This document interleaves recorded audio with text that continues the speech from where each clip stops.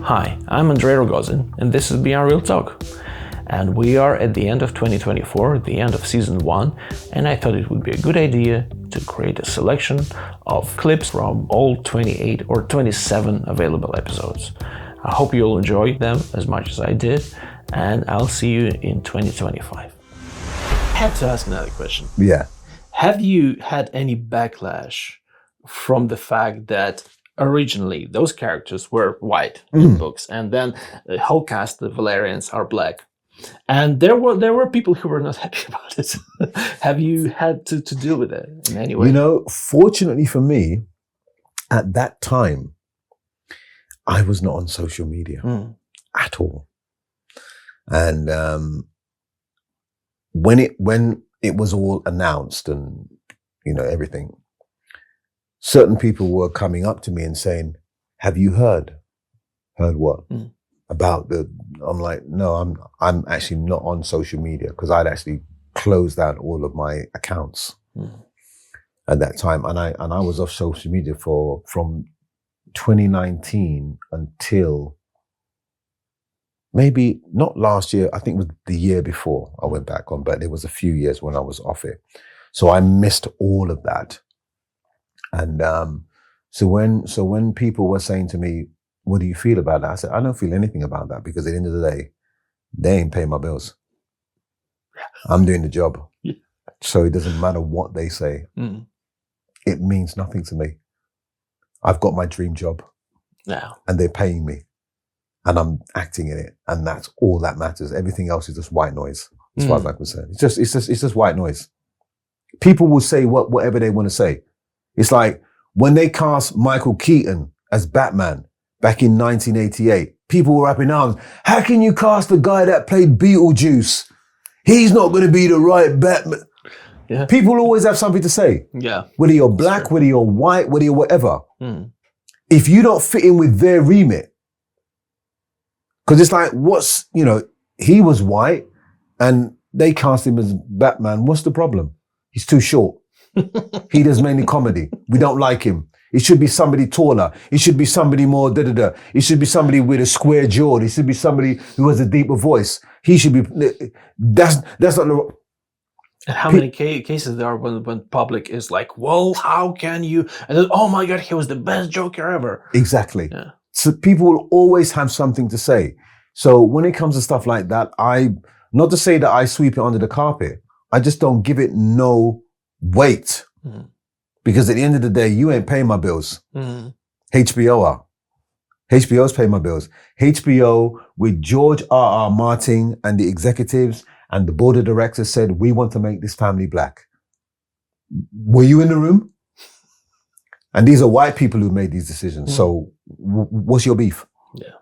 And again, it's not like we take some historical figures and start to change them. Exactly. Like it's a fantasy show. It's a fantasy show with dragons. Yes. If you can believe a person riding on a dragon, why are you having a hard time with that character being switched from white to black? But yet you ain't got no problem with a person going, Jakaris, and this fire coming out of his mouth. A person talking to a dragon. You ain't got no problem with that. No problem whatsoever. A woman walking through fire. You got no problem with that. Yeah. But yet you have a problem with changing the color of a character. You got a problem with that. In a fiction book. In a fiction world. In a fiction world. Yeah. You've got no problem with all these other criterias. So that's why I'm like, at the end of the day, if your voice was that important, you would have been in on those meetings when they made those decisions. The fact that you weren't means that your voice was not important. So therefore, you're just blowing hot air. Because at the end of the day, the series came out, it did incredibly well and won the Golden Globe for Best Drama. And at the end of the day, most of the people who want to watch the show, they will watch the show, regardless. Because they're into the story. They're into the story. And then that's another thing. It's just like, from my perspective, in this case, it doesn't affect, it actually, in this case, having a different race, like, actually even helped the story, because you can clearly see those kids are not from that family. Exactly. Yeah. Exactly. You know, I mean, I remember having one meeting and saying, knowing the type of character that Vaymond is, why doesn't he just say it? I mean, I said it in an interview. I said, I've got to get it out somewhere because it's so obvious. Yeah. They're white. They're white. If they were from his nephew, then they would be children of color with their type of hair, you know, but they're not. They're white and they got brown hair. So we knew who the dad, we know who the dad is. It's so obvious, but it's like the pink elephant in the corner. Nobody wants to talk about it. No one addresses it. But we know that it's right there and it's going, but it's right there. Yeah. And he was the only one that went, you know what? I'm just going to say it as it is. You know, those kids are BA, whatever. Anyway, I won't say the word. But, you know, that he had to say it. He knew he was falling on his sword. And I said to the producers, I said, you know, when we were going through the script, I said, Vaymond is falling on his sword and he knows he is. So he's got to go out as strong as can be. No weakness at all. No compromise. He's not a compromising character. And that's what I said to them. I said, this guy wears his heart on his sleeve. He will say what he feels. Not what he thinks, what he feels. Yeah. Which is a whole different thing. Because you can say what you think and be, you know, diplomatic. But if you say what you feel, it's just going to come out. And if you're going to say, I hate you, you're just going to say, I hate you. Yeah. And that was the basis for that character. That's why in the episode before at the funeral, and he kind of made that veil thing about, you know, our blood's been poisoned. And he's looking directly at Rhaenyra going, yeah, and you're the one who poisoned it with those kids. Because we know that they're not Valyrian. We know that. And everybody kind of like, did he just say what he did? Yeah, he did. He's that guy. He's the guy that will say what it is. Yeah. So for me, to actually play a part like that, and the fact that he dies, that was immaterial to me. It's like, dude, your death has been immortalized. No one will ever forget it. So for me, I'm like, dude, you have actually, in the first series, you portrayed one of the most iconic characters in the first series of House of the Dragon. Yeah. That will always be there. So for me, I'm like, you know, to have that opportunity to be involved in a show of that nature and to play that character, I just thought, thank you, God, because, you know, we don't know when we're going to get these kind of opportunities in our career. You know, we'll get other opportunities. Yeah. But on that level and on that scale, that's not guaranteed for anyone. Boiling point. There is, first of all, there's feature film, the first one, and then there's also series. Series are not one shot. No. And there's also a short film that came before the feature film. Yeah. It was completely different, like nothing that I'd ever experienced before. Going into a set. It's one shot. Basically, camera follows characters all the time. Yeah. How long did you rehearse it? I think, if I remember correctly, we had 2 weeks where different sections of us, I think we were all there for both of the weeks, or maybe it was the front of house staff were in for the 2 weeks in the kitchen were in 1 week with us, and then they did like training another week, I'm not sure. But it was 2 weeks where we had to basically be in the restaurant that we were filming at every day and rehearse it all, basically. And we'd do it in sort of like sections. So they'd break up the script and we'd focus on this section with these characters and the rest of us would just do whatever if we weren't doing rehearsals. And then once we'd done all the sections, then we sort of started to like stitch them together and start running it through fully. But yeah, it was about 2 weeks, I think. And then, so more kind of wild stuff happening around that time was we filmed this in March 2020. I don't know if anyone can remember what happened at that stage in life. But basically, we did our 2 weeks of rehearsal There's murmurings of things going on, but everything's fine. There's a few signs up saying to wash your hands. And we were supposed to do 4 days of filming and do 2 takes of the film per day. So we'd end up with 8 takes, and then we'd choose the best one. So you shot the same film few times. Well, we did. We were meant to do it 8 times. Yeah. However, because of the bad thing that happened, we had to shut down after 2 days. Yeah. So we did the first day, we did 2 takes. Then we did the second day, and I think going into it, it was kind of like, we have to get it today because every other production is shutting down. We have to shut down. So we have to get the film today. Luckily, we did 2 pretty good takes that day. The film is the 3rd take. And it was there was a bit of a debate going on about whether it was going to be the 3rd or the 4th take that was going to be the film, because the actors, most of the actors anyway, wanted take 3, which is the take that we got. And most of the crew wanted to take 4 because there was less technical mistakes. But the thing is, at the end of the day, the energy just wasn't there as much acting wise in the 4th take, because we felt like we'd kind of smashed the 3rd one, and there was it was really good energy, and so it was kind of hard to do that again. Are you telling me that there are 3 more versions of this film somewhere on the hard drives that no one had seen apart from the crew? I guess so. Yeah. That would be so interesting to just to watch it, to compare, because honestly, I don't know if you're saying crew said there were some mistakes. Yeah. No one knows about any mistakes. Exactly.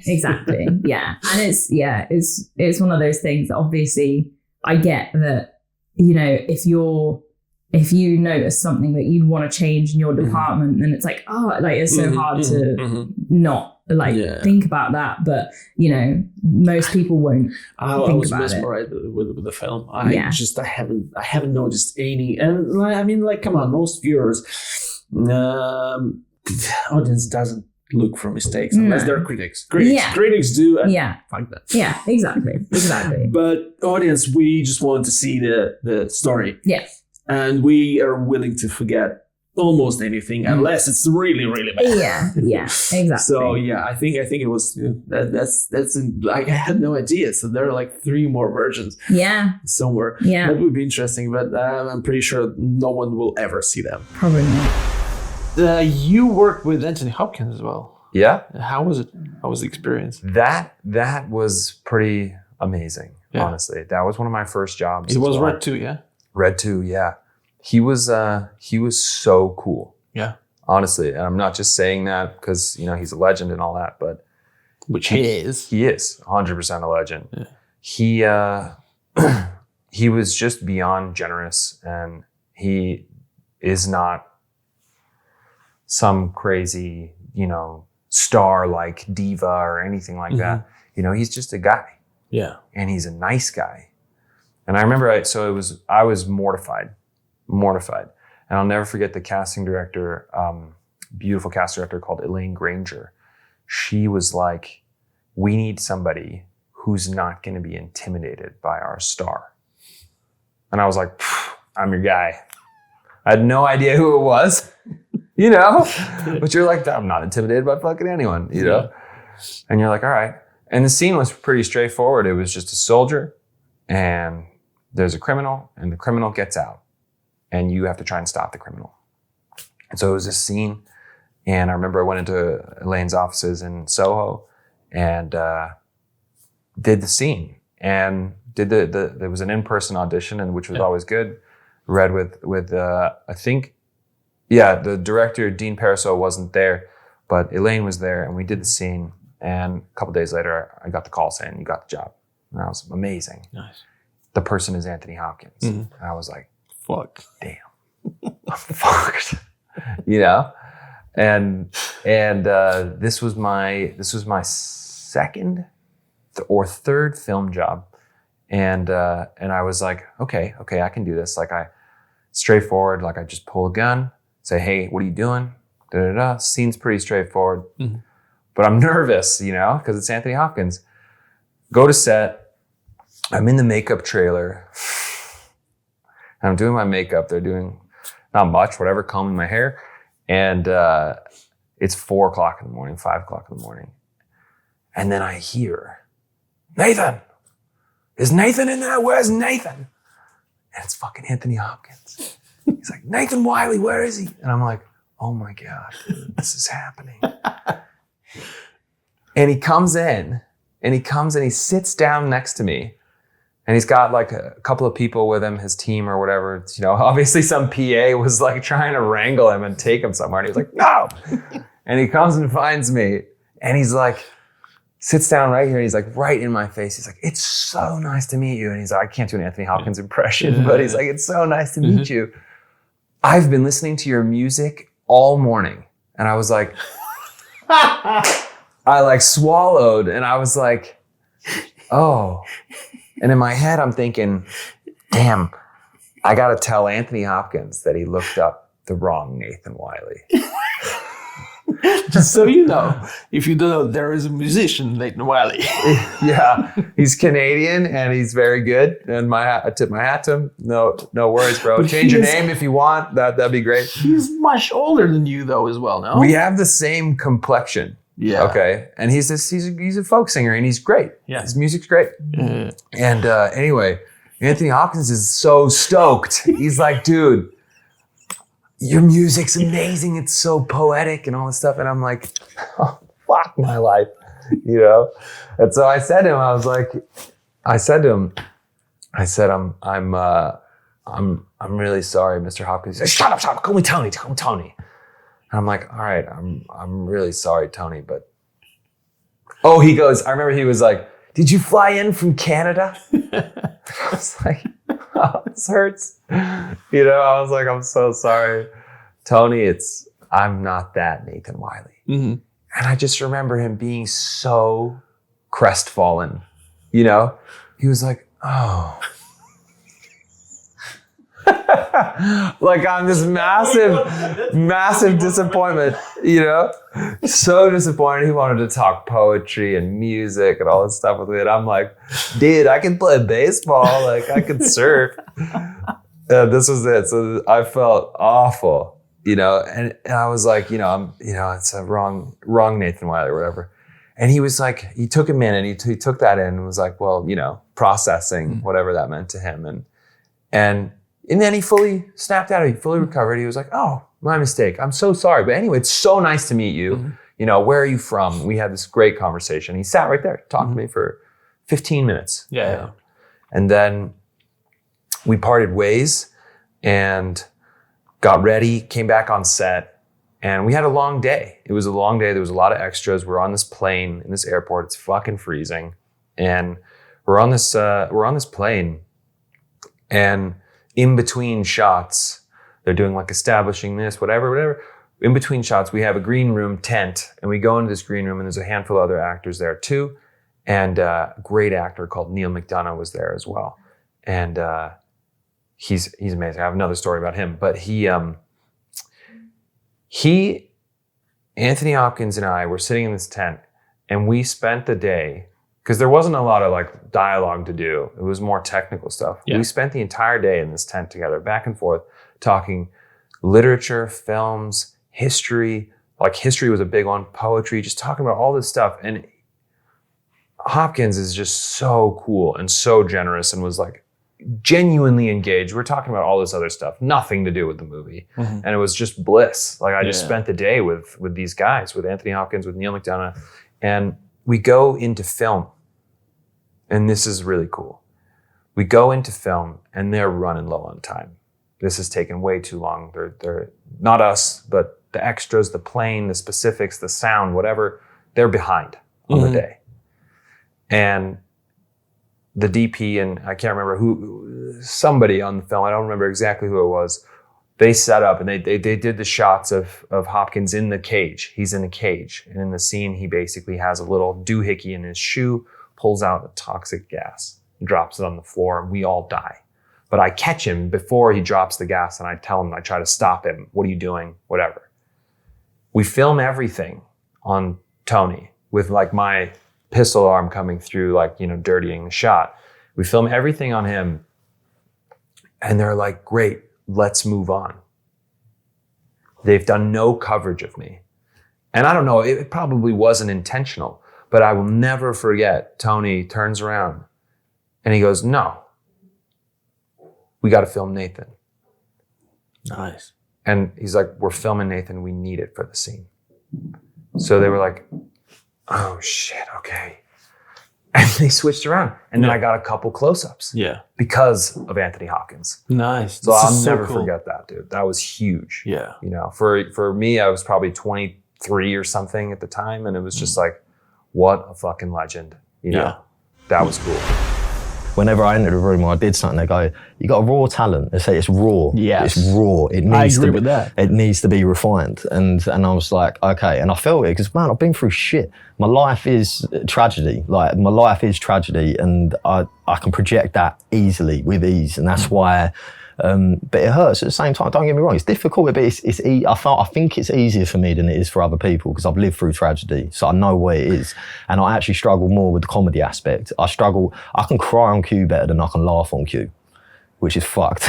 Like, and I really think about that sometimes. I've got to feel that joy or whatever that feeling is in order to actually laugh properly, because we do it now. Like, we talk about mentally logging certain moments in life and being like, that's how I do that. That's how I do that. So that's what I should project into my performances. And that's what I know what my laughter sounds like. I can't do it on the spot. And it baffles me. And that's something I'm working on right now. Yeah. But I think a lot of it is based on consumption, man. It's based on what you consume. And I didn't want to believe it before, but I used to listen to a lot of negative music. I used to take in a lot of negative media, and it was consuming my soul. Like, I still listen to some of that stuff. I still look at some of that stuff. I appreciate it for what it is. It doesn't harm me in the way it harms others, to the point where they don't want to look at it. But I'm ready to look at the grotesque. I'm ready to look at the dark side of life. Like, a lot of our teaching of what we've been taught is Carl Jung. It's the light and the shadow. I need to be in touch with my shadow in order for me to understand the light in myself. Yeah. Because one wouldn't exist without the other. It is yin and yang. So, yeah. But how do you dose this? Like, in a way, how do you understand, like, you know what, that's it. Now I need to go to the other side. All I consume is comedy now. Yeah. All I consume is comedy. Because but it isn't intentional. No, it is. It's fully. And I've been doing it on purpose. And it's weird because I've noticed little things that I'm more interactive with people, man. I'm sharper, like, I'm wittier, because that's all I consume. Whereas before, all I used to consume was the depressing, the morbid, the deep, the dark, the angsty but sort of stuff. What pushed you before to consume the dark stuff more? Because my life was darkness. Yeah. I wanted to kill myself. Like, that's the best way to describe it. Like, and I enjoyed wallowing in the self-pity. I really enjoyed it. There was a catharsis in it, and I used to make music, and it was very aggressive. And when I first got into acting, I was like, yeah, this is what I'm going to do. And then after a while, like, you was there in class, everybody's like, we're only seeing really one side of you, and it's very dark. And I was like, right. And I started listening to that. And in order for me to be better at what I do, I need to get in touch with the light side of myself. And it took a long time, man. It took a long time of just changing what I consume, what I put in my mind, what I put in my body, the people I hang around with, your circle is so important. Yeah. And the laws of attraction. And now I've been focusing on that. My mind's just so much purer and better. And I just need to keep working on it. And that's all I know. I'm at a better point than I was back then. And I don't have these dark urges and feelings like I used to, but I still have mad episodes. Like, I'm definitely, like, I'm a bit crazy, man. Like, that's the best way to describe it. So. Well, it's not crazy. It's probably just a reaction to, the world around you and what happens to you. It's cause and effect, but it's caused me to fucking lose my mind on many occasions. And I've lost my mind in this very location here where we're sitting. One of the craziest moments of my life. And I don't know. This is when I question whether acting's good or bad for me at times, because I'll be completely honest. Like, this whole thing about logging moments and stuff. Sometimes if I'm in a moment, there's a catalyst, a switch in me which says, go all the way. Like, see where that goes, feel it. And I think that's the unhealthy side of acting. But at the same time, it's kept me more sober. It's kept me more grounded. It's helped me project my emotions in a positive way rather than everyday people. And so that's one thing I'm a big believer in, is I don't want to project my negativities onto other people, and you can't help it because we all do it sometimes. But yeah, that's the one thing I'm really trying to nip in the bud. I'll always apologise if I do it because I'm aware of it, and that's all I'm focusing on now, is just trying to project that into that. But yeah, I just feel like that's one of the unhealthy aspects about acting, is that you might. That's just me personally. You probably don't do that, but I know some actors must do it, man. Like, you want to feel something. I was fairly method when I started out, and now I'm leaning away from the whole method stuff because it shot me in the foot here and there, and I don't totally agree with it. So have you figured out who you are now as a person? I think I'm getting a lot closer. Yeah. I think accepting that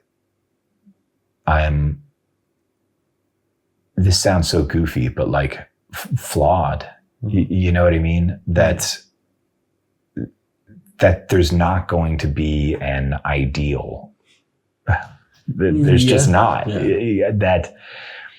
That I need purpose. I need to work. I need to improve myself. Right. But like holding myself to some perfect standard is not helpful. Right.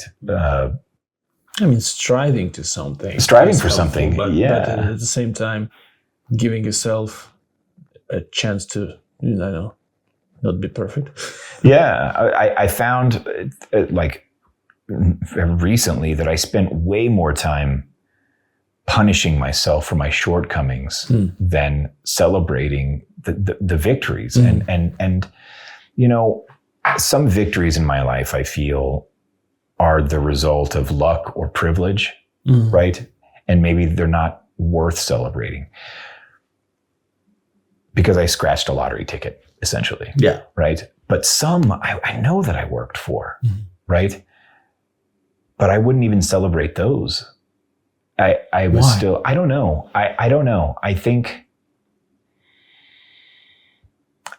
I thought that if I celebrated those, I would give up my quest for a more ideal version of myself, or that if I assumed I was doing well or that I'm doing okay, that I would drop my guard. That if I didn't hurt me, then other people would.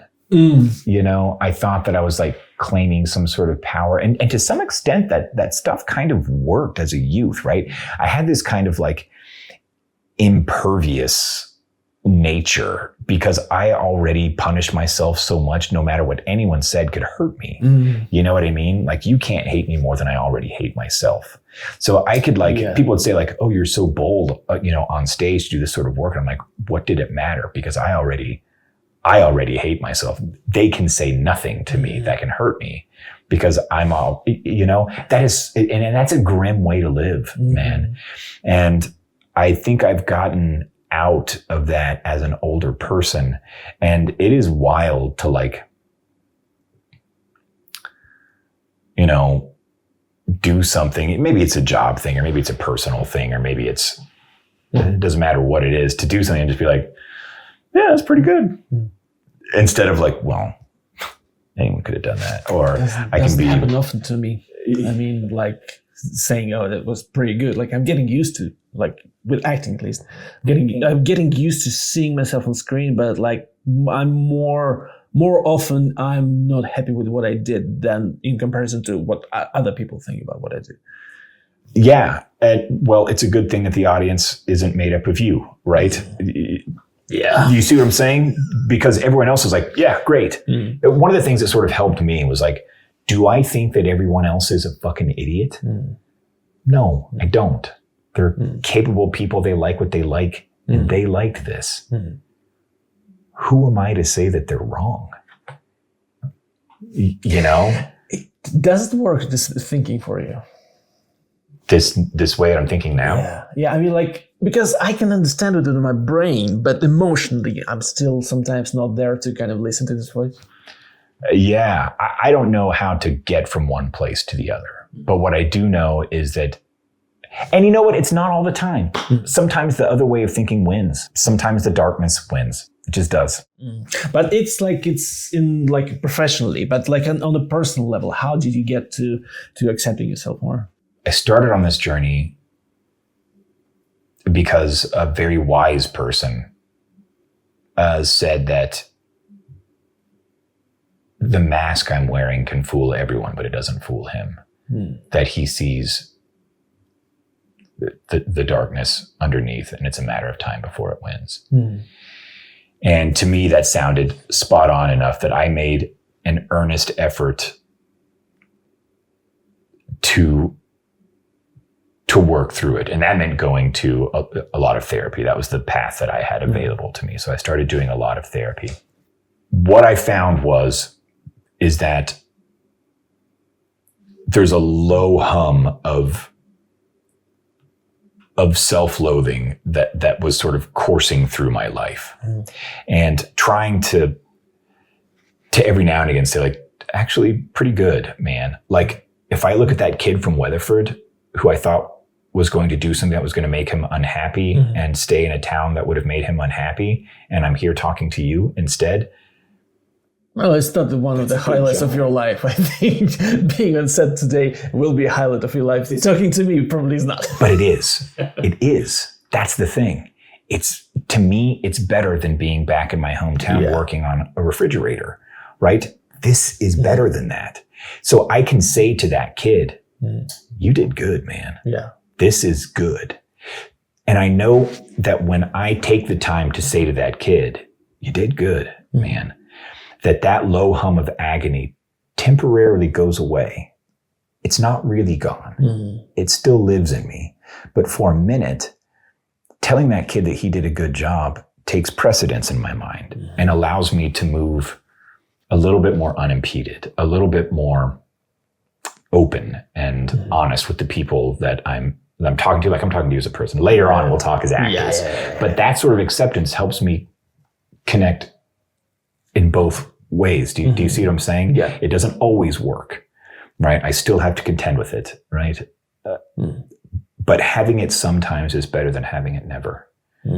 You see? Yeah, of course. Do you have any kind of tools that you use on a constant level, like to remind yourself, like to talk to the kid from the past? Like, do you have any kind of, like, are there any mental tools that you kind of like you have in check to make yourself feel better? Talking to the kid in the past is a really helpful one.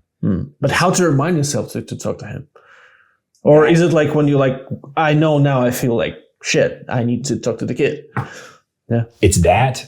It's also, I don't know if you ever feel this way, but I feel a sense of permanency in any emotion. I think it makes me a little bit more tuned in as an actor, but it can make being a regular person crappy. Because when I'm down, I feel like that's the way it really is, and that's the way it's always going to be. Yeah. And when I start thinking that, at this point, I now consciously think, even if I don't feel it, I consciously think, but that's not true. You know that this too, like all things, will pass, that you'll be in a different state soon enough. Yeah. Right? And it's the same thing with the kid. I consciously think, okay, I'm feeling miserable right now, but that's better than what it could have been. That's better than I've made decisions and choices and expressed agency. I've done these things, and that's good, right? So there are some things like that are conscious tools. There are other things like just forensically looking at what's going on. Like, what are the facts? I know I feel like a horrible piece of shit right now, but like, what are the facts? And the facts are like, I have a partner that is she's amazing, right? She knows stuff about me and she still likes me, right? So I'm not looking for validation through someone else, but I can say, like, she's not dumb and she likes me. Okay. I can look at my friends and be like, they're not dumb. They know me. They've known me for a long time, and they like me. They said that they were proud of me for this thing. I don't feel proud of it right now, but they said it. I don't think they would say that if they didn't mean it, right? They have no vested interest in lying to me. Honestly, I know what you mean, because I know that I argued with my friends when they said something nice to me, and I was like, no, you don't understand. There's no point of, like, there's no reason, saying good things to me. Yeah. And you have to let them, like, not, it's not just for you too. I mean, it's for them also. Like, they're your friends. Their opinion should matter to you. Yeah, you know what I'm saying? It's such a shitty thing to say. Like, no, stop saying good you're things. Wrong about that. Yeah, you're wrong. Your opinion, it doesn't matter. Yeah, because I feel like shit. It's hard, and it doesn't always work. But I try all of those things whenever I can, and sometimes some of them work. Yeah, and that's better than always trying nothing. Mm-hmm. And it has made my sort of general life quality. just better, sometimes I'm more successful than others. Sometimes that's something I can do a lot. Sometimes it's not, at the moment, I feel like I'm okay at it. I think, weirdly enough, for the last year, I haven't been good at it. And the fucked up thing is, I think it's because things are going well. Isn't that crazy? Is it like you getting used to it, or is it like when good becomes your new normal? I think it's because I didn't. Well, it's a few things, actually. I think I was so used to fighting all the time that I didn't know how to not fight, even when things were didn't need a fight. Mm-hmm. So I was still fighting something. It was me, not the world around me. You know what I mean? Yeah. I think also I didn't trust it. It was like the world was telling me I was doing a good thing, and I was like, you're wrong, world. Mm-hmm. So I didn't trust it. I still had so much fight in me. I was so sure that it's going to go away, and it is. Nothing lasts forever. It is going to go away. Mm-hmm. Your ice cream's going to melt. Doesn't mean you shouldn't eat it. Mm-hmm. You know what I mean? Yeah, nothing lasts. Mm-hmm. Welcome to fucking temporal reality, But while it's here, enjoy it. And I haven't solved it yet, man. I'm not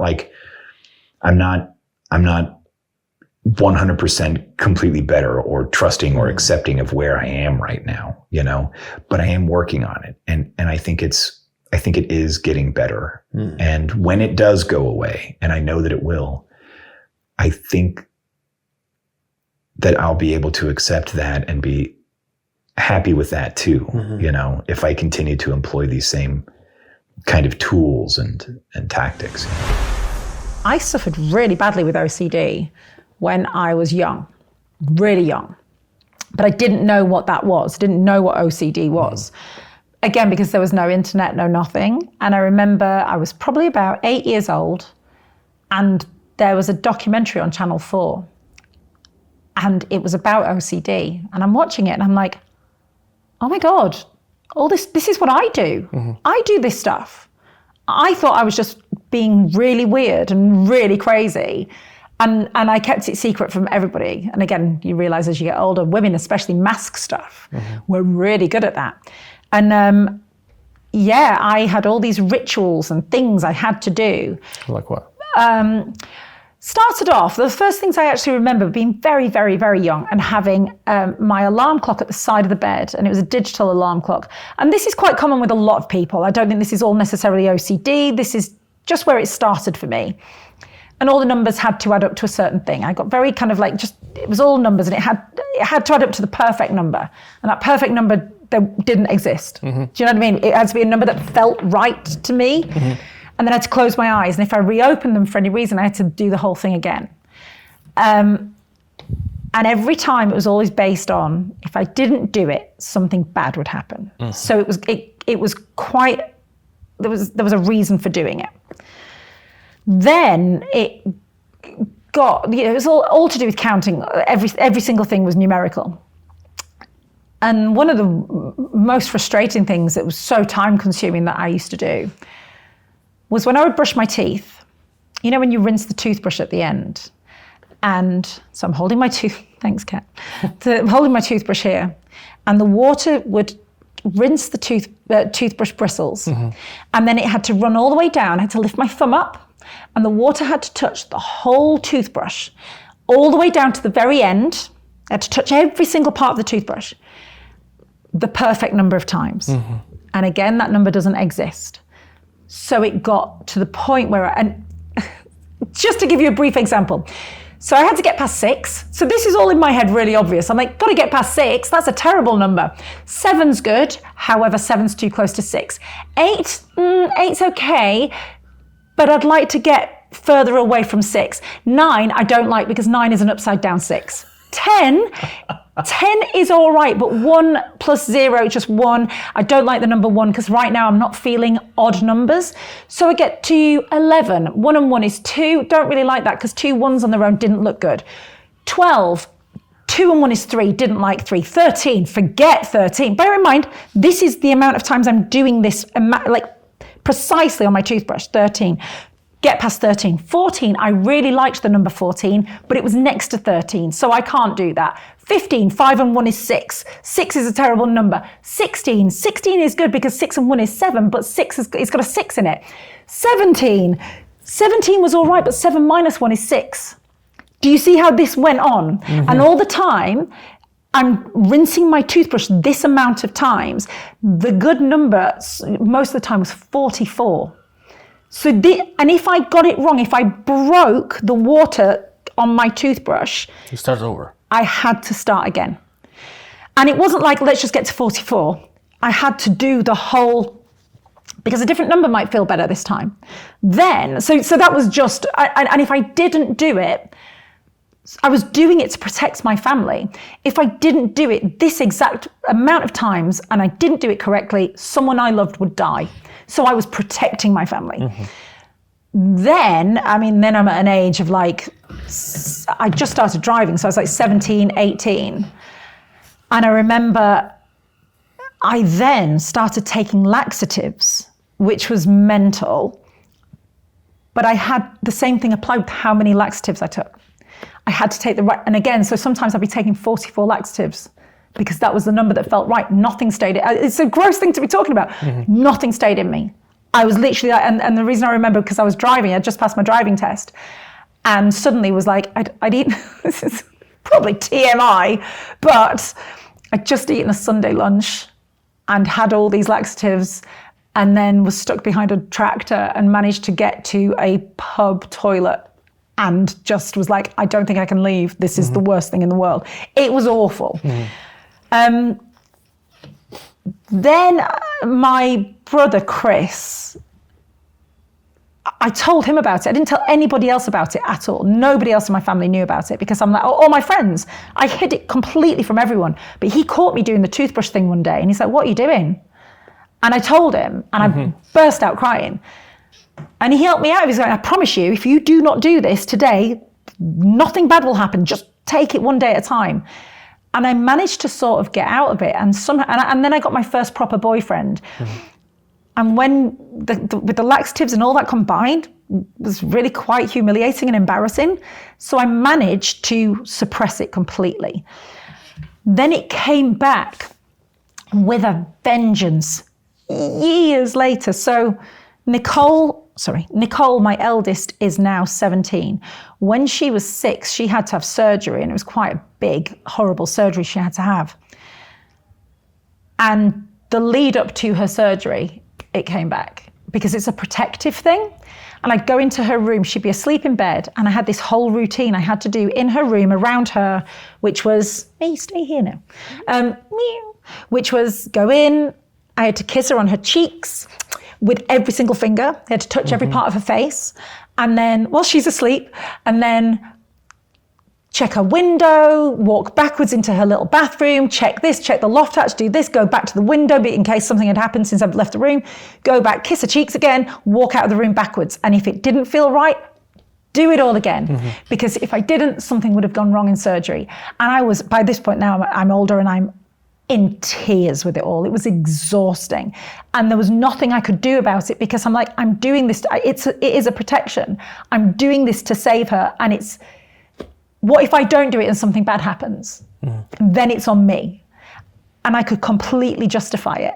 So I would say it's gone now. I don't do any of that stuff now, but I guess there's always a little bit. It never really leaves you. And it's something that's just, it's exhausting. What else do you hate about the industry? All right, let me rephrase it. Not what else do you hate about the industry, but like are there any other thing, like anything in the industry that right now for you is kind of like a pain point that you think like this really needs to change? I think art's becoming too political. I think we've gone too far. I think we're going too far now. And I don't mean that in terms of like representation. I mean that in terms of like just how obvious it is when you're being force-fed a political agenda. And I think there's too much of it now, especially in the more mainstream stuff, you know, just lines that are thrown in there that are, no human being would just drop that into the middle of that conversation. It's just so fucking like, and remember, be nice to people, or, you know, whatever the fuck it is that they're trying to shove down your throat. And also the censorship that's going on now as well. Saw something the other day about something to do with Arts Council funding being stripped from certain things, being pulled from certain things if there's a certain type of language that's being used or certain type of language that's not being used. That's now part of the filter system to what's going to get money and what's not going to get money. And if art isn't going to challenge the status quo, what is going to challenge the status quo? Because it ain't going to be fucking sports people, because they're heavily now more than ever sort of coached on what to say and how to behave and how to speak. Yeah. So are a lot of celebrities. I think musicians, they have a little bit more room to sort of fuck about. But if you challenge something that's, you know, currently trending and you challenge it in the wrong way, then, you know, you're fucking shut down and all the rest of it. And I just think going on fucking Twitter or whatever the fuck it's called these days and being fucking offensive to people is no way to change things. I think art done well is a good way to change things and is a good way to get a message out there. Or at least just ask questions. Yeah, exactly. Because you don't necessarily need to have all the answers. No one has. No. But at least you can ask questions even from the mainstream agendas, like, well, yeah, but maybe. Yeah, exactly. Like, you know, is this right? Like, what we're doing right now, is that correct? My problem with that is like, not every story needs to be about like the mainstream agenda that's going on right now. Not everything is about equality. I'm not against equality. I'm just saying that not absolutely every story should be about that. No, exactly. And it's the thing is about that as well is it starts to lose its meaning. You know, it starts to lose its impact. Like if you have a smaller number of sort of films and theatre pieces, but of real quality that are challenging, that has more impact, rather than everything being a bit saturated with it and everything having to be like sort of adhering to it. And listen, I got watched everything. I'm not, you know, it's a little bit of a generalization, but I just find I watched a play last week. I only watched the first half of it, actually. One of the cast members got ill partway through and then it couldn't finish.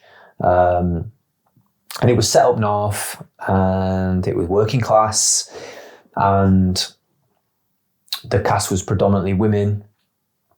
So good, you know, good stuff. I know, I'm all for it. But the audience was 90% white middle class, at least. And it's fucking expensive as fuck to go to the theatre. And I was just sort of like, what is this for? So we've got a working class story. We've got women on stage, and also it was about a Polish guy who was receiving prejudice in small towns and like, you're stealing all our jobs. And the Polish guy wasn't even played by a Polish guy. And I just was like, I was fucking scratching my head, and I still can't put my finger on it really, but I was just like, what are we doing? What are we actually doing with our art right now? Like, what is this for? Who is it for? Because if it's for entertainment and it's for the audience, well, that audience is an extremely fucking elitist demographic. You know, it's elitist. The demographic is 90% white middle class people, middle-aged people as well. So the people that it's about, working class people from the north of England in this case, they ain't going to the fucking National to watch that play. There's no shared experience. There's no relatability. And if the play is about the way we treat Eastern Europeans in this country, for example, the racism that comes with that, well, the fucking guy playing the part's not even Polish. And he's doing a fucking terrible accent. And he's not acting very well either. So I was just like, what is this for? And that feeling that I had about that, I have on varying degrees about stuff that I watch on TV and I watch on theatre is like, are we making stuff to move people? Are we making stuff to like entertain people? Or are we making stuff because we've been told by our superiors that we have to talk about that talk about that. That we have to be seen. You know, it's the whole... we have to be seen talking about that. We have to be seen talking about that. And it's the whole thing... And again, I reckon this is probably a divisive opinion and people share it and people don't, but it's the whole thing with like when it's Pride and all the big companies get their fucking flags out and everything's colourful and it's all about Pride and we support the LGBTQ plus community. But is it, that's just a marketing strategy, right? Of course. That's just that company showing that we're here for you. We're here for you. Here's a new chocolate bar with the flag. So maybe you buy more of those now. Exactly. Look at us. We like gay people too. We've got loads of kids in third world making our clothes and shit. But fucking gay people, we're there. We're right there for you. Like we're good people. And that's what I was saying earlier about the hypocrisy of things and stuff. I'm just like, this fucking bullshit. Like that is, it's just bollocks. But maybe people would say, well, at least people are aware of it, and at least it's on a bigger scale in society we can all see and we can become aware of like actually we need to do better in terms of the way that we treat minorities and stuff like that. And I see that as well. And I see that with like other stuff in terms of like, at least we're being made aware of it and it's sort of constant that we're being made aware of it. And maybe that is the big picture. And maybe that is more important than the art being, amazing and really moving and all the rest of it. I don't know. But from an artistic point of view, I find it is stunting the quality of the work. If you have to think about what you're writing, if you have to think about what you're saying, is this going to offend someone? Is this play going to get shut down if I have that opinion? Is my film not going to get any funding if I write this thing in it? Like the thing that I'm working on at the moment, like I've wrote a couple of things in there, which the character that I've written, the world that he's from, would 100% say those things. Yeah. But I'm like, I don't know if I can put that in my script because I feel like it's going to fucking upset somebody. Yeah. And I'm going to pitch that project to execs. And I'm like, if they watch that and then they're like, they then decide that that's my opinion. Because that's another issue I've had over the years when I've written stuff. People treat you like that's your opinion because you're the writer. I'm like, no, I'm writing a world. I'm creating a world of other people who have those opinions. But if I wrote everything that was just my opinion, what a fucking shit piece of work that would be. There wouldn't be any conflict, for sure. Everyone would agree. Exactly. We're all agreeing with each other. Yeah. Obviously, at the end of the day, the thing is when you're doing fire stunts, if you do have other people around you, you have to be very aware that obviously at the end of the day, if you trip, your vision is very minute when you're looking through these, silicone masks. So you could fall and land on someone. I think the most trickiest burn that I did was on Hitman's Bodyguard, which is at the end of the film. So at the end of the film, Samuel Jackson's character has escaped from prison. He's in some kind of South American bar dancing with Salma Hayek. And out of nowhere, a bar fight stuff happens. And a guy comes in on fire in the background, stumbling through stuff, out of frame as the camera sort of zooms in and closes on the actors. Now that for me was probably the most scariest job I've ever done, because all it needs is someone to slip and trip or land on me, or me to go, and I'm on fire with my, obviously, if you're not expecting, you're going to go flying and land on someone. And our two principal actors were basically, they were no different distance from where you were. I was running past here. And obviously I'd rehearsed it that when I did the stunt, because my worry was the visibility. Plus I got lights inside the set. And all you need to do is lose your bearings and you have no idea. And also what tends to happen is that sometimes your lenses fog up. Mm-hmm. So if your lenses fog up and you lose concentration, you don't know where you are. So you'd have to literally go down onto the floor. So I changed the fire stunt to suit my performance. So I moved the snooker table or a pool table where I was coming in through a doorway right in front.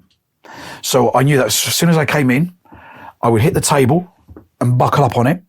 I then turned 45 degrees, went running along hit the bar, the actual bar of the club, went along the bar, and then I used my hand at the bottom to know that I was at the end of it. Mm. And at the end of the bar, there was a dance stage, which obviously, had a little platform.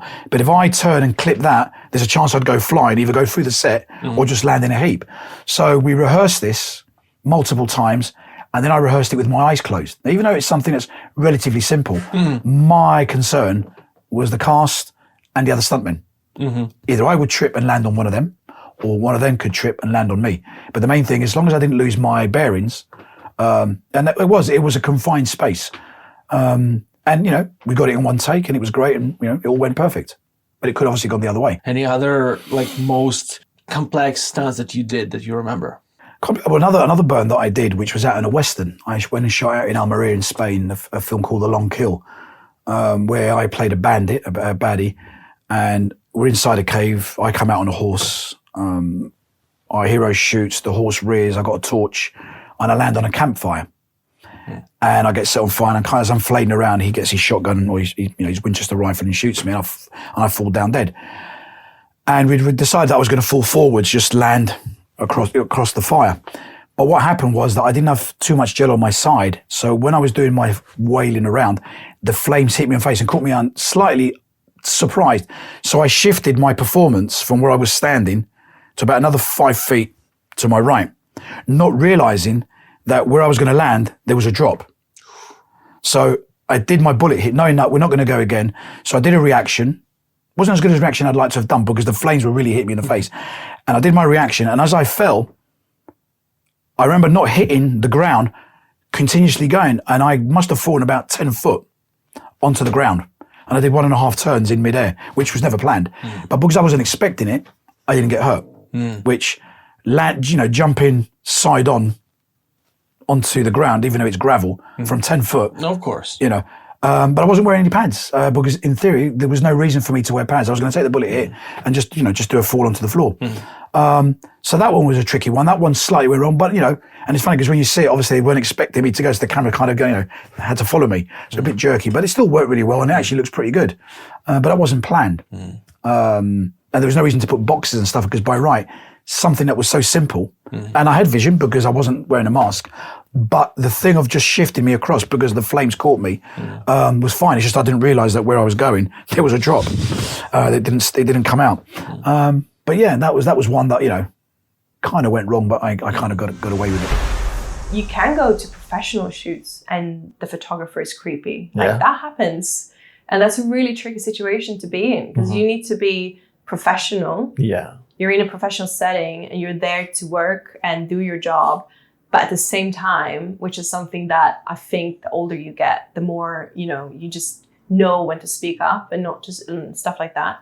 So, but you can have a weird vibe with people on set as well. And it can be a professional setting. And that's where you really need to be I don't want to say that brave, but it's important to stand up for yourself because there's things that, you don't need to stick up with whatever is happening. You have the right to speak up if you're not okay with something. But that can be really tricky, especially in the beginning when you're kind of you just want to get into the industry and these are professionals and this is a nice, and I remember having weird, now thinking back at it, I'm a bit that's not really okay. Like when I was younger and I was shooting, and I remember there were people smoking on set, getting high. No, and I thought just smoking. You're yeah, that's fine. Okay, getting high. It's all right. And you're that can turn really weird. You feel a bit that's not okay. Like we're in a professional setting, right? But you're like, okay, and you know this world is a bit weird. And then, you know, I was quite young at the time, and you're just like, okay, like it's cool. This is a professional shoot. But then when like the photographer might starting saying weird things, and they like what? Any examples? You want to hear it all? Well, he was basically saying that he wanted to see my tits. And I know, sorry, Mom, she's going to listen to this. And it wasn't a part of a shoot.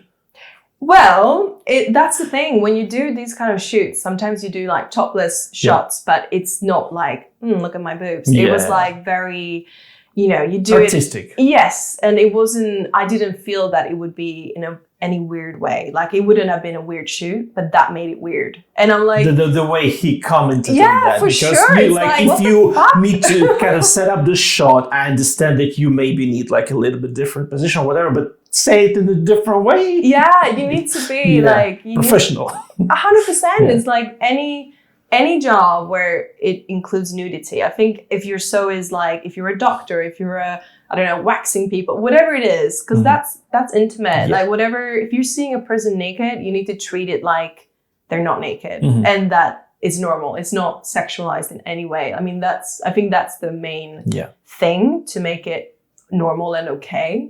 But things like that, and in that sense, I remember being like laughing it off a bit or whatever. Yeah, because you're like, oh, that's a bit weird, but okay.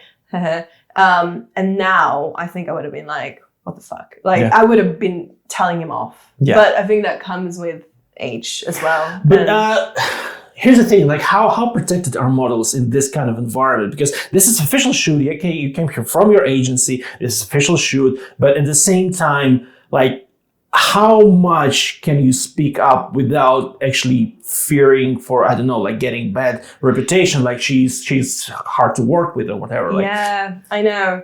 That is a fine line. I think it also, with this whole Me Too thing that happened, that's got a lot better. So in general, I think people are more aware of what they're saying and not even getting people to a place where they need to like speak up. It's not as much of that happening, I want to say, but there is definitely that. And I've had this quite recently. I was on a shoot and there was just something weird with the photographer. Like I did not vibe with him. I felt really bad energy from him. And it felt like he was almost bullying me in a way. It was really weird. It was a very weird dynamic, and this rarely happens. But there and then I felt like I almost had to like say something to him, because I was like, this is weird. Like this is off. Like what's going on? But I didn't. And I think back on my head, I didn't because I was worried that, you know, I wouldn't get booked again, or I wouldn't, you know, you want to be easy to work with, like you were saying. So that is kind of in the back of your head. But I think it comes to, you need to like find the line. Like, is this worth bringing up? And if it is, then, you know, I think it's worth that risk. If they don't book you again, they don't book you again. And the agency should be behind you, like in that sense. But if it's like tiny things, like, you know, you do hear about models that are hard to work with, and it might be because they don't want anyone to touch them. And it's like, well, you are a model and you are going to, like, people, you know, fiddle with your hair, and they do like, you know, they style your clothes. And if you're that, like, you might not want to be touched, but I think in this job, it's tricky. Certain things you have to kind of get around. Of course, But if you speak up to someone because they behave badly, I think that you might lose the job, but the agency should still have your back, I think. Do you feel like all agencies are good in this way, that they are like being behind their clients, or there are some cases when agents like just do the job? The fuck, we need the money. Come on. Yeah. Oh, that's a good question. I think it goes both ways. It really depends on the model and on the agency, I mean. And I've heard some horror stories about that as well. I've never been in that situation, but like this was also a bit like before Me Too and everything. But like people getting sent to photographers that have a bad reputation, like they know shit is wrong there. They do bad things.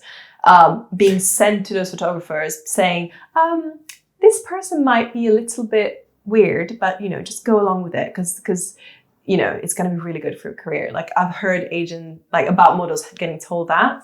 And that's terrible. Mm-hmm. Like that is not okay in any way. And in that sense, the agency don't have your back because they would rather see you getting further in your career rather than keeping you safe. But being weird, like in the way that they just like, because there are some people who are just socially awkward. Oh. They don't mean bad, but like they're kind of just like, or actual photographers who did kind of violate, like basically being creeps, like creeps. The latter, like creeps. Yeah. Yeah. And the agencies were like, well, and it was before Me Too. Or is it still? The stories I heard was before Me Too. Yeah. So I'm sure this still happens, I would say. I don't personally, this is more like the, you know, the top photographers, the high fashion like world. I'm not necessarily in that world so much anymore. So I don't know. I'm sure it still happens, but I think it's a fine line because I think the agent should always be behind you, like behind your back. But at the same time, they want to be on a good side with the clients and they want to keep booking with the clients. So they're always in a bit of a, we hear you and we support you, like we represent you in the end. But at the same time, sometimes you can tell that they also want to please the client. So it's tricky. I think if something is really wrong, your agent like absolutely should be behind your back. I think 100%. Otherwise, why do you have them? I think it's a vulnerable place to be. You're putting yourself every night or every day you're shooting or whatever, you're naked in front of people because you could fall on your face. Oh my God, the older I get, the more worried I am that my voice will fail me. Yeah. Even though I have more experience. I've had 2 panic attacks in the past month and I've never had panic attacks in my life. Really? So it is this thing of like, you are making yourself so vulnerable. And in filming, you might not notice at the time, but when you think, oh my God, but millions of people will see this and this will be stuck there in the internet forever. So if I suck or if I look weird or if I'm terrible, then it will be there forever. Like, why do we do this? Do you know what I mean? I don't know. Who wants to put themselves through this? So I think having some sort of validation is kind of like, oh no, we like it. Keep going. Keep making, keep putting yourself in these awkward, vulnerable situations. I don't know. It's a very good question. I don't know the answer. So you had 2 panic attacks recently. It was on job because of the job, or yes. So it was one when I was filming. Yeah. And one on stage when I was singing. Oh, wow. And this has never happened. I had a mini panic attack on stage once in Ibiza, maybe 2014 or something. But nothing like what I had now. And I don't know why I had them. One of them, so the one on set was just before I went on set. It was after they did my makeup and my hair and my costume. And I just felt so not me. Like I look at myself in the mirror and I went, oh my God. And I don't know if it was that, if it was the realization of, you know, I'm living the 6-year-old girl's dream right now. Do I deserve it? Am I any good? Imposter syndrome? Maybe. Like, I also seen some pictures of me like on the screen and I didn't like it because who does, right? Like it was a big shock. I was like, oh my God, do I look like that? Oh my God, this is going to be imprinted like this forever. I think it was so many things. I was overwhelmed. Yeah. But I was in my trailer like 10 minutes from being driven to set. And I was like, how? And I had to call someone to help me because I was overheating. They had to bring some ice. I've never had that in my life. How you dealt with it? Okay, very honestly, I put some mantras, Buddhist mantras. I'm not a Buddhist. Yeah. But I there's a lineage called Dzogchen, that I've kind of try and follow, and it helps me a lot with meditation. I don't meditate all the time. It has to do with like meditate in short moments. So like when you catch yourself something happening, just try and stop describing it very briefly and then repeat, you know? So I think the mantras helped me. and breathing. And also I could see clearly what was happening. I could see clearly, okay, this is because I'm insecure, but I've been doing this for 20 years. Why now? Like, it doesn't matter. This is your dream. You're realizing a dream. The second one, I was on stage singing. I can't imagine. And being on stage, singing and having panic attack. It was pretty awful. I don't know how I sang, but I managed to keep singing somehow. Again, also related to insecurity. That day, I had felt insecure about my voice, about not liking the sound of my voice, about, oh, can they hear what I'm hearing? And I've been doing this for 20 years. Do you know what I mean? Like, there's something, and I don't know if it comes with age. Also, the fact that even though I'm more experienced, I feel more aware or more putting more pressure on myself. I don't know what it is. Anyway, I'm singing and I finish one of the songs, straight into the other song, and I'm like, and I start crying. I was like, okay, it's just crying. I've sang through cry. Like, I'm okay. And then I had to turn so it was a trio. So it was me, then Jon would sing, and then Shona would sing. So I finished my little bit, and I usually turn to face Jon, and I completely turned my back to the audience. Yeah. Because I was like, like this, crying, and Tim Rice, who's like legendary, brilliant lyricist who was on stage with us, was here. And he was looking at me, and I was like, just like, don't worry. and then it was my turn to sing. So then I had to turn to the audience and like kind of like, I don't know how I did it, I think with my breath. Yeah. Anyway, after that song, I had to walk off stage. I was on the floor. I couldn't breathe. Someone was there like trying to help me. Then I had to come back on stage and sing. And then I was very conscious because usually singers should sing from their belly.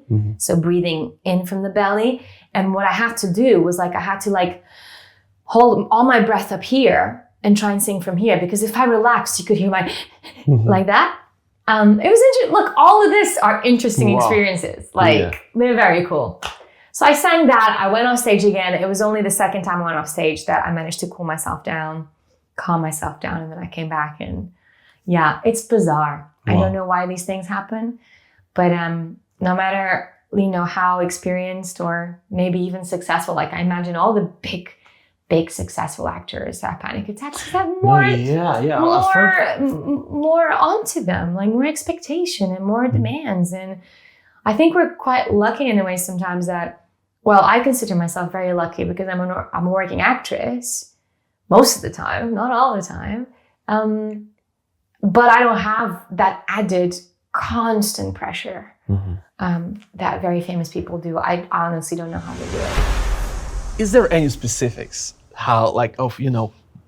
being a voice actor for anime? Well, the main thing I know is that you cannot make a living as an anime voice actor, as doing the dub. Like it is a finished product from Japan that we dub into English that pays almost nothing. There's no residuals. Doesn't matter if your show is the #1 show on Cartoon Network globally, you're not getting paid a dime for that. But now, if you are lucky enough, as I have been, to be in it for a really long time and do some of the really big shows, you get invited to do conventions, you get invited to do autograph signings.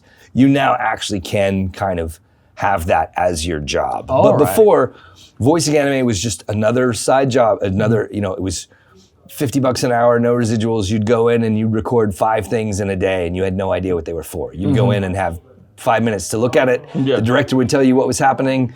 You're angry, you're mad at that guy, yell at him, and you watch the Japanese and you match the mouth movements as close as you can and rework the script. So it never started out as being a big deal because anime was not large 15 years ago, 20 years ago when I started. And also the true fans only watched the Japanese. You didn't care about the English dub. It was just something that had to be there to sell the DVD. It had to have an English language track. But as the market for anime grew and the fan base grew and more people started watching it streaming, so they're watching it on a small screen, so reading the subtitles is hard, or they're watching it while they're doing their homework, while they're doing their laundry, while they're ironing. Suddenly the English dub became more and more prevalent. And now it's huge. Like viewerships for a show like Attack on Titan, is massive.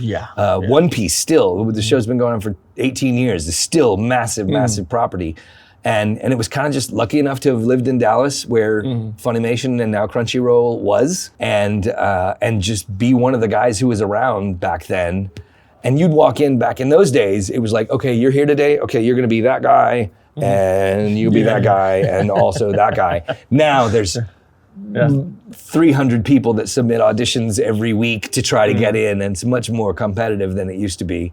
But in the early days, it was just right place, right time. And having the ear to listen to what the director's telling you to do and say, okay, this is what this needs to be. And some of them are really poignant and real acting, and you feel like you're in an indie film, and some of them are just screaming at the top of your voice while things explode. What would be the most ridiculous thing that you had to do as a voiceover actor for anime? Well, it was ridiculous, but I also loved it. There was a character that I did that was a bear, and their race is the Kuma, and so he would say the word Kuma after every sentence. So he's like, I think we should go here, Kuma.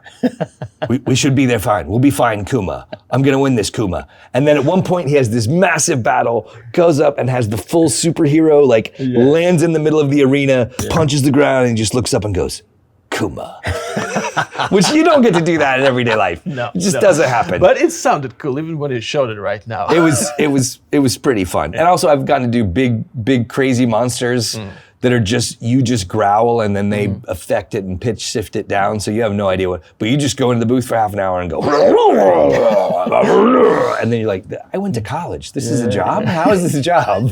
I mean, look, it sounds fun. How long did it take you to find your, I don't know, to free your voice, to find these different voices in you? Because I think it's kind of like regular person, when you tell them, non-actor, tell them to say something, read something, and usually it's just robotic, stuff. Right. Then when you kind of free up a little bit, you can use your own voice a little bit better. But then when you need to do something, I'm a goblin in this little cave, all this how often it happened for you that you suddenly ooh, this is new voice I can do. Nice. Yeah, you find something new. It does happen. Well, I will say one of the things that helps is that no one is watching you. You're kind of alone in the sound booth. The director's over there through the glass, but they're not really looking, so you don't feel as stupid as you would if you were trying to do it on a stage in front of somebody. And there is a freedom of playing with the microphone, your voice in the microphone, and hearing what you can do. Yeah. I have this microphone really close here. Yeah. I can go down and do bad guy voices like this and do this kind of thing. But if I'm talking, even the distance we're sitting right now, you wouldn't hear half the things I said across the table. Yeah. But if I'm right here and the microphone is right here, you can do lots of bad guy evil things. And so it's kind of having permission to play with that. First of all, you just have to be one of those kids that always did stupid cartoon voices, which I think most actors were, because we're all kind of ridiculous. But then just realizing that, and having the chance, again, having 15 years in the booth every couple of weeks to go in and be playing with it. And the stuff I did was terrible 20 years ago. Now I feel like I have control of my instrument and I know a little bit more what I'm doing, but I watch back some of those other stuff. It's just cringy. Also, because there was only a few people in doing it back then, you were doing characters you should never be cast as, and I'm playing 12-year-old kids and I'm playing 70-year-old men, and it's just me doing an old man voice. Now they actually just cast a 70-year-old actor who's really good at doing that. But you listen to some of those old, the Dragon Ball Z, old school, love it. It is one of the OG titles, but some of that stuff is the same actor's voicing 4 different characters in the same episode. And you can actually hear it. Now they care a whole lot more. They hire really good directors, really good writers, and they make the English dub a standalone thing. But in the early days, it was just an assembly line to get it done. As long as you understand you're playing, it is not real, it is not that deep. You are sometimes maybe in a show or in a play that is deep, but it is not real. Yeah. And that's as far as I can go. If I then embody it that it's real and I invest that deeply into it, there's an art in it. There's certain people who are able to go there. And I have been there and it broke me. Oh, really? Yes, I have been there. I have gone to, I will embody this role so much. And it fucked me. Tell me more about that. I mean, a light example would be, I've got 2 examples. And this, I'm not going to say the class it was in, I'm not going to say where it happened. People that were there and they know. This is one of the first examples. One of the teachers, they got us to split the our page, the A4 page, into 4, and almost like just list certain things about ourselves. And the next week we had to prepare a really important life-defining moment of our lives. And a lot of people brought in life-defining moments of their lives, which unfortunately for a lot of creatives is quite traumatic. And one of the feedbacks they gave was to one of the actors was, well, that's not real enough, you need to go deeper, kind of thing. And it's like, well, no, because who are you then to say that this traumatic experience in this person's life that you have asked for, one, isn't entertaining enough, 2, isn't real enough. A lot of actors go into drink and drugs and that kind of stuff because then it's a coping mechanism. Because it's like, you're asking us to go to places that maybe we haven't healed from. Or you're asking us to delve into places for the sake of other people's entertainment that is traumatic. I don't think it's happening a lot now. And because there's no aftercare. I don't think it'd be fine, but it would be better if there was aftercare. And so me going back to what happened in uni was I can't remember what the player was. It was Ghosts, but I think it was Ghosts. I can't remember what it was. Yeah. But I was asked to, if you're not a real actor, you're not going to be able to portray this part if you don't drink a bottle of whiskey the night before, like a bottle of whiskey the night before you go on stage and like just pour your heart out over this bottle. And doesn't sound healthy. It's not healthy. It's not sustainable. No. It's not sustainable. You could probably get a really good performance, but that person's going to be broken for years. And so I now know my limit. I now know that what I don't want to do. I don't want to put myself into a situation where, and that is real, by the way. That's actually what happened. I'm not making that up.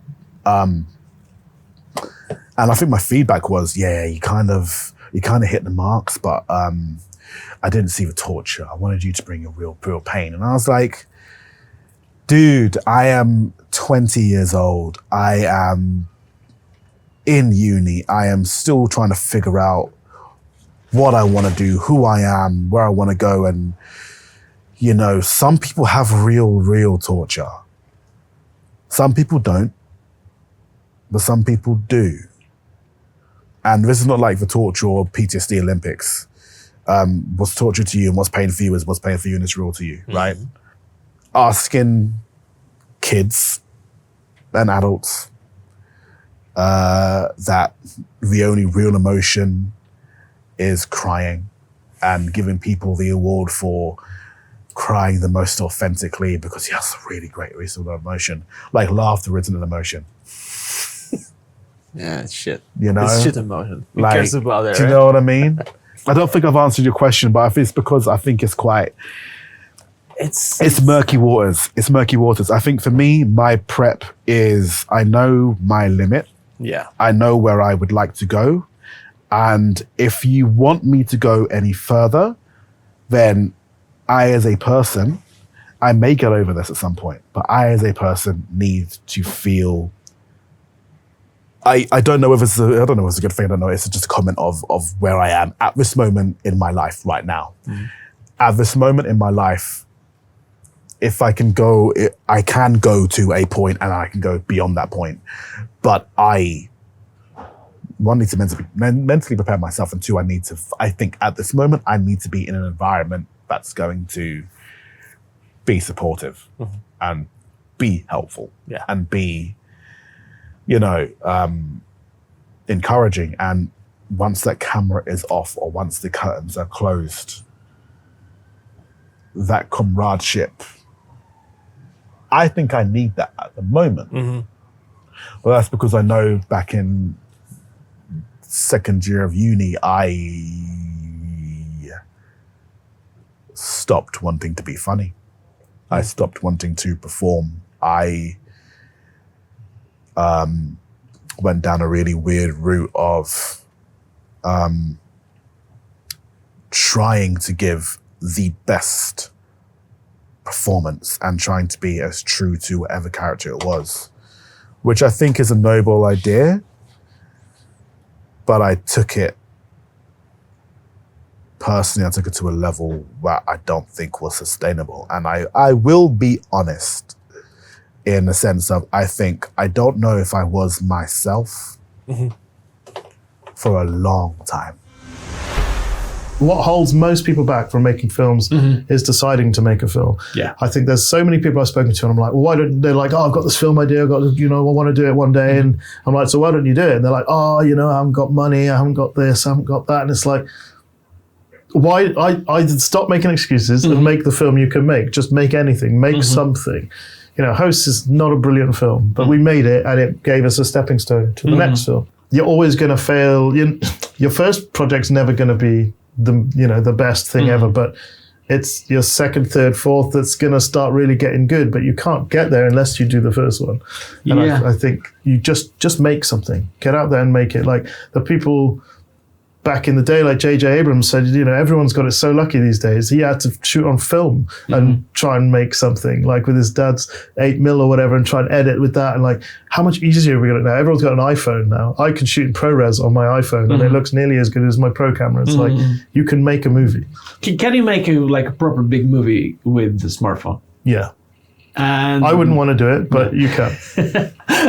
Why wouldn't you want to do it? Like, what would be the difficulty?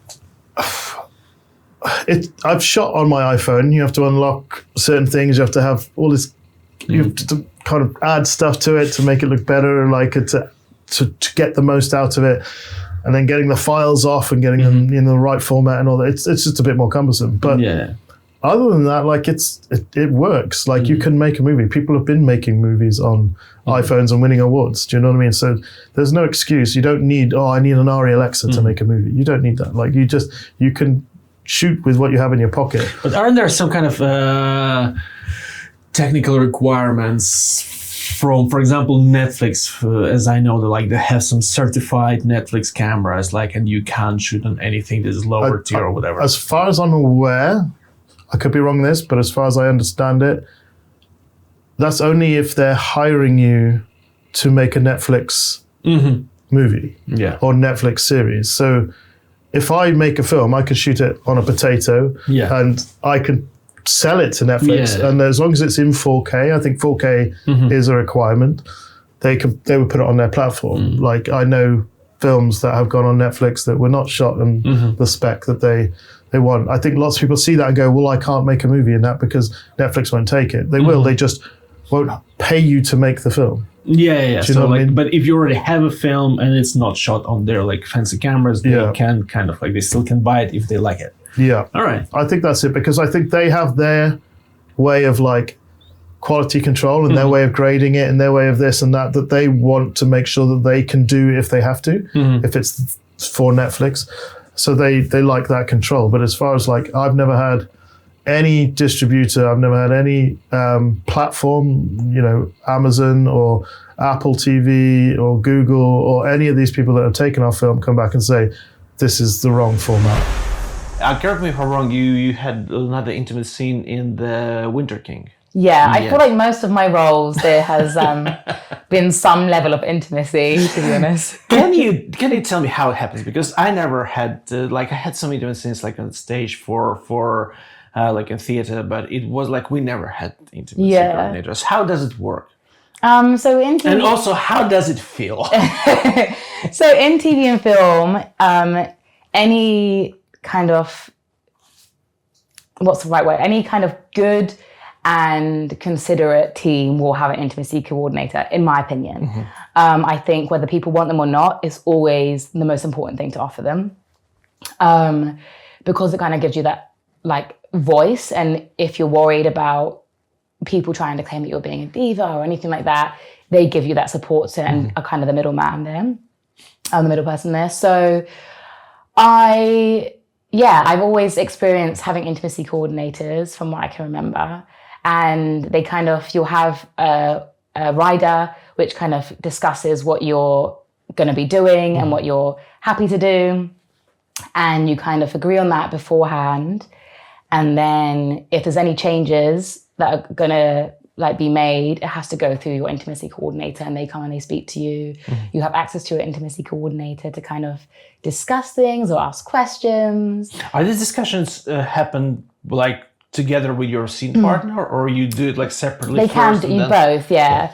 So, for example, on The Winter King, we had an amazing intimacy coordinator, quite a few actually, and we had conversations with the director, and then we also had conversations of like what they saw for the mood or how they saw it going, what they wanted to represent from it, and then we had sessions with our intimacy coordinators.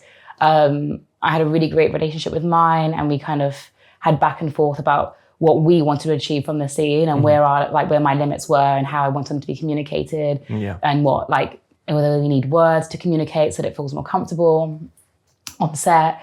And then you can also have conversations with your scene partner as well if you want to.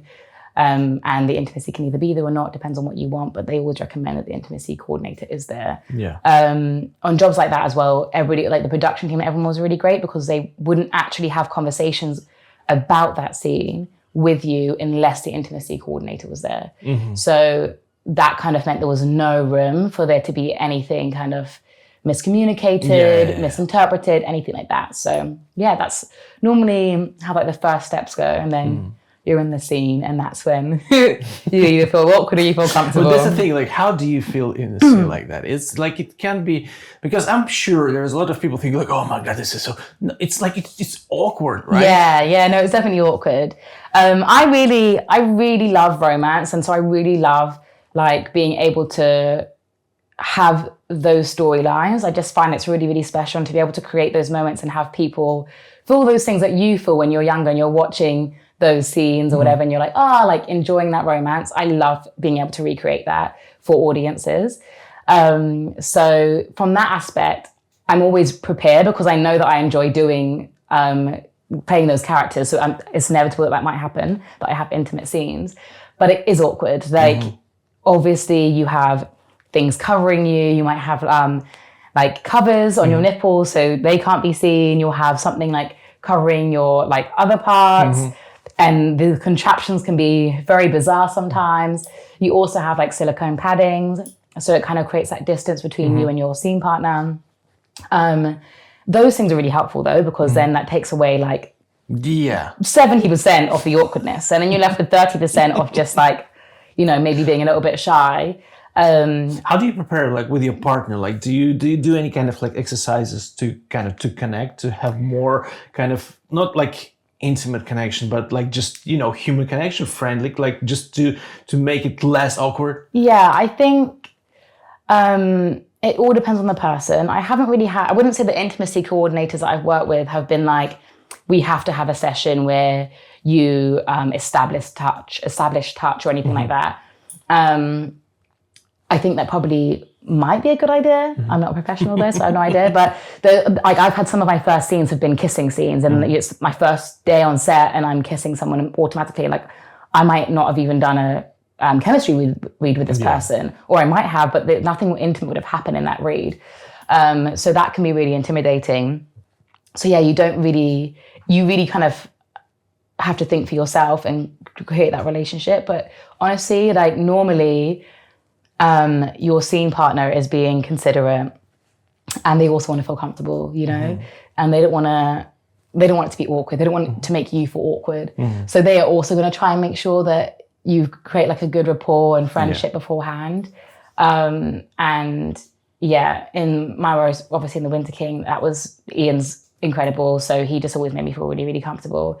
So if you can get people like that are just really considerate of you as their scene partner, and vice versa, it's perfect, because then you have a little trust going on. Do you have any funny stories about some ridiculous castings? Do I? Oh my gosh. Honestly. Some of the footage that casting directors must have of me, of people in general, like ridiculous. Like, one of my first ones, I remember I had to imagine that I was a tentacle of an octopus. Yeah, exactly. And you're a tentacle of. So I had to. That was literally it. Just like be. Were you standing, lying down, or what? No, I was standing. Okay. So that was interesting. What was it for? I think it was for some kind of like, I don't know if it was a mobile phone or something, and it was, yeah. Sure, it makes sense. Exactly. Yeah. I had one, oh God, I had one recently where it's like, okay, imagine you turned into a grape. Mm-hmm. Imagine you turned into a strawberry, and then imagine that, say you are a strawberry, that you're getting squished. So I had to do all these different facial expressions. Did you get it? No! And do you know what's crazy is that, like, well, it's not crazy, but as I'm doing it, like, the casting directors are like watching on the screen, like, because you're just like, yeah, of course you would be laughing, you know? It's a job. Like, just, well, what were you doing today? All day people were pretending they're strawberries and they're being squashed. Yeah. The positive in that is just like letting go and not, you just can't give a crap about what you look like or like how you feel. You just, okay, yeah, let me just go for it. So that's the positive of those. So those were like the most ridiculous commercial castings? I had a weird one. It was fine, but it was for I think like a creative, like short film. And my audition was basically just kissing people. And that was it. Yeah, so... Just random people? Yes, just off the street, you know. No, there was an intimacy coordinator involved. But yeah, it was literally just... How does it work with intimacy coordinator? Because I never was involved in any kind of intimate scenes apart from like on my showcase in Identity, like there was just some kissing. Right. But there was no coordinator. We coordinated ourselves. Right. Okay. So it was my first time and my only time with an intimacy coordinator. She was lovely, and I guess it was just, you go through the protocol of like you have to ask for permission, and like you start from like, okay, can I touch your knee? Okay, and then like maybe a tap to then like a bit of pressure and then a grab. And just, getting consent from the other person. And then in terms of like, when it got to the actual kissing, we had to do an exercise where it was like, you had to be forehead to forehead and like a seesaw and just do that. Like, and then you had to do it side to side. So basically like, it's just, well, we would just kiss it. Was it helpful? It was helpful. It definitely was helpful, for sure. But just, I've never done a casting like that before, where it was literally just making out with somebody. And then, okay, we're going to swap you. What was it for? It was a short film. Oh, okay. But it was like a very creative thing. Short film. Yeah. It was about a couple who was like their last moment, like in a relationship. They were ending the relationship. And for whatever reason, I don't know. Was it just like random multiple people? Or just one person you had to kiss? I kissed two different people. They had some, like, I think one guy kissed maybe like 4 different people. Like they were trying to see who fit well with, one of those where like, oh, I didn't get the job, but probably because either the chemistry or the height. Or he was like, better kiss her. Or that, So just different. Like, I guess you just never know what you're gonna get in an audition. I mean, there have been times I walked up to a table, I think it was last year, before I'd even opened my mouth, the first thing anyone said looked at me and went, "Oh, I fucking hate magic." I was like, "What do you want to hear?" What? I haven't even done anything yet. Yes. He actually, by the end, he was like, "Yeah, you're pretty good," which is always great. Still hate you, but So that's not uncommon. I've heard a variety of things like that.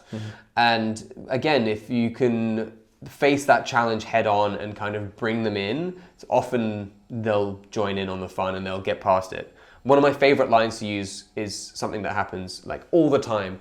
You're in the performance and someone goes, "Oh, it's in your pocket," or you use this or that to like peek the card or steal the card. And whether they're right or wrong, it doesn't matter. You just say, well, yeah, for you it was an education, for everyone else it was entertainment. That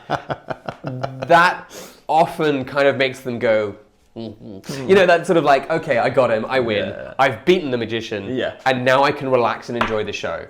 If you're doing the you versus them, it's gonna be an uphill battle, it's gonna be a struggle, you're just shooting yourself in the foot. You're much better off going, yeah, great, you win, let's go and enjoy ourselves. Because the other thing I often say is, and this will probably hurt your feelings, is someone will say something, yada, yada, yada, or they'll go, oh, I saw that, and you go, yeah, magic's not real. Again, it's the sort of thing of like, you know, and I always point out to people, if magic was real in the way that people think is, you know, when most people say, is magic real? They're asking, can I bend the laws of physics? No, I can just make you think I can. I can make you feel something absolutely amazing if you'll let me. And also, because if magic was real, I'd sit at home and I'd go, £50 note, £50 note, £50 note. I would be very... I don't need to do magic anymore. I'd be rich beyond dreams.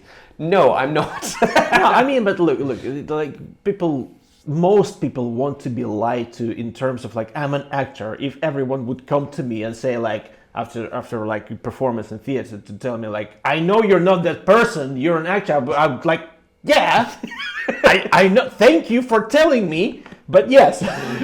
Same here, because people just want to be amazed. I think they do, and then there's a certain element I know a big battle magicians face. My mentor gave me the piece of advice: when you go up to a group of people, you're not going up against other magicians. You're going up against every shit magician they've ever seen, and unfortunately, there's a lot of them out there.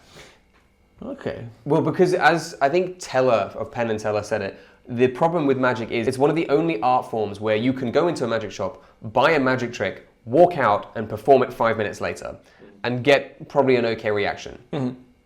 And so what tends to happen is, and I know this all the time, like I say, when people go, oh, I fucking hate magic. No, you don't. You hate shit magic. Well, some people probably do hate magic. Most people don't. They hate that awful magic where someone goes, I'm going to put out a row of 7 cards or like 21 cards, and then you're going to say, which row is your card in? And you're like, it's in the middle. And it doesn't make any sense. It's not fun. That shouldn't be you know, great. If you're getting into magic, fantastic, do that.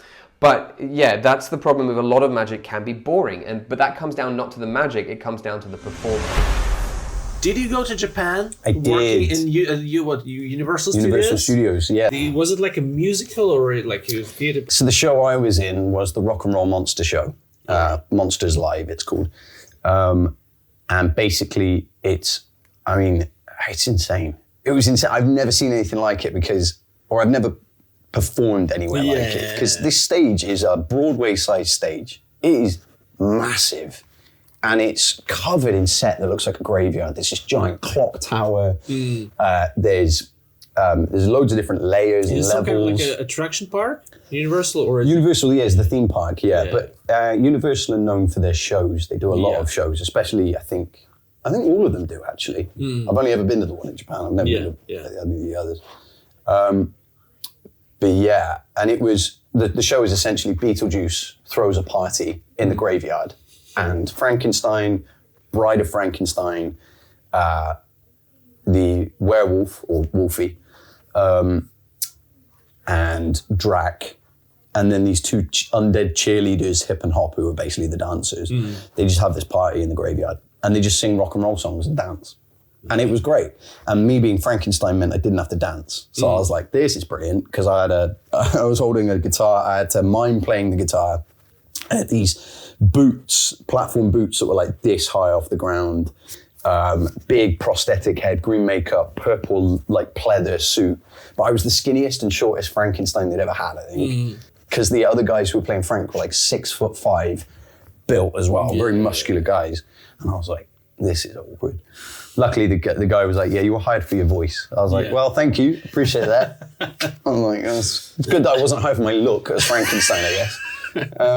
But yeah, that was great. I was there for 13 months. And it's very technical. You've got to be in a lot of different places. It's not just the choreography and the singing you've got to remember. You've got to be in your positions backstage, and like Dracula comes down from the ceiling at one point, and so he's got to run up like 5-6 flights of stairs, get rigged up at the top in time after the last song to get up there and then drop down for his song. Yeah, exactly. I have to like sprint off stage and then run downstairs to get to a basement elevator that shoots you up through the stage, through pyrotechnics for my song. And it's like, there's a lot going on, a lot of moving parts involved.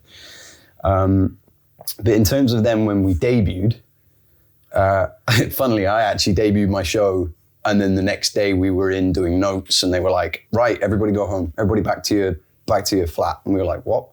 They were like, park's closed until further notice. And that was pandemic, and we were like, fuck. Because we went out there right at the beginning of it. We stopped at Hong Kong airport on the way there, and everybody was masked up. There wasn't much distancing happening at this point because no one knew what it was, but it felt very apocalyptic. And we all lived together in one big block of flats. It was like 108 of us in a block of flats. So when it came to pandemic and lockdown, which Japan didn't really do because they wanted to do the Olympics still, they were like, there's no, what are you on about? There's no COVID here. Like, what are you talking about? They're in China. It's it's fine. No, we're not going to test anyone for it either. Don't be ridiculous. There's a lot of that going on. But yeah, so you do between 1 to kind of 5 shows a day, depending on how busy it was and depending on how many people were in that day. And the show's like 45 minutes long, I think. What's Japan like? Japan's incredible. Yeah. Yeah. The people are so welcoming, so hospitable. They will go out of their way to make sure that you are comfortable, you know. Everything is about respect. Everything is, you know. The work ethic is interesting. Yeah. Western performers were treated with very much oh no, it's okay, don't worry, that's fine. Oh, you messed that? That's all right, don't worry, just don't do it. Just don't do it again. You're like, okay. Japanese performers were, what the fuck was that? It was like tore into if they were slightly off. It was like, really? And they would be rehearsing day in, day out, while the rest of us are like, oh, all right, cool, I'll work on that for an hour and then I'll go to the bar. Interesting. Yeah. And Japan is very much a country that is, there was a saying we had, and it was, because Japan. Yeah. And it was like, why is this done like this? Because Japan. Makes sense. And it's like, you know, this is the way they've done it forever. Yeah. It works. Yeah. Why change it? And you're like, okay, but things like their banking systems haven't changed in 20 years.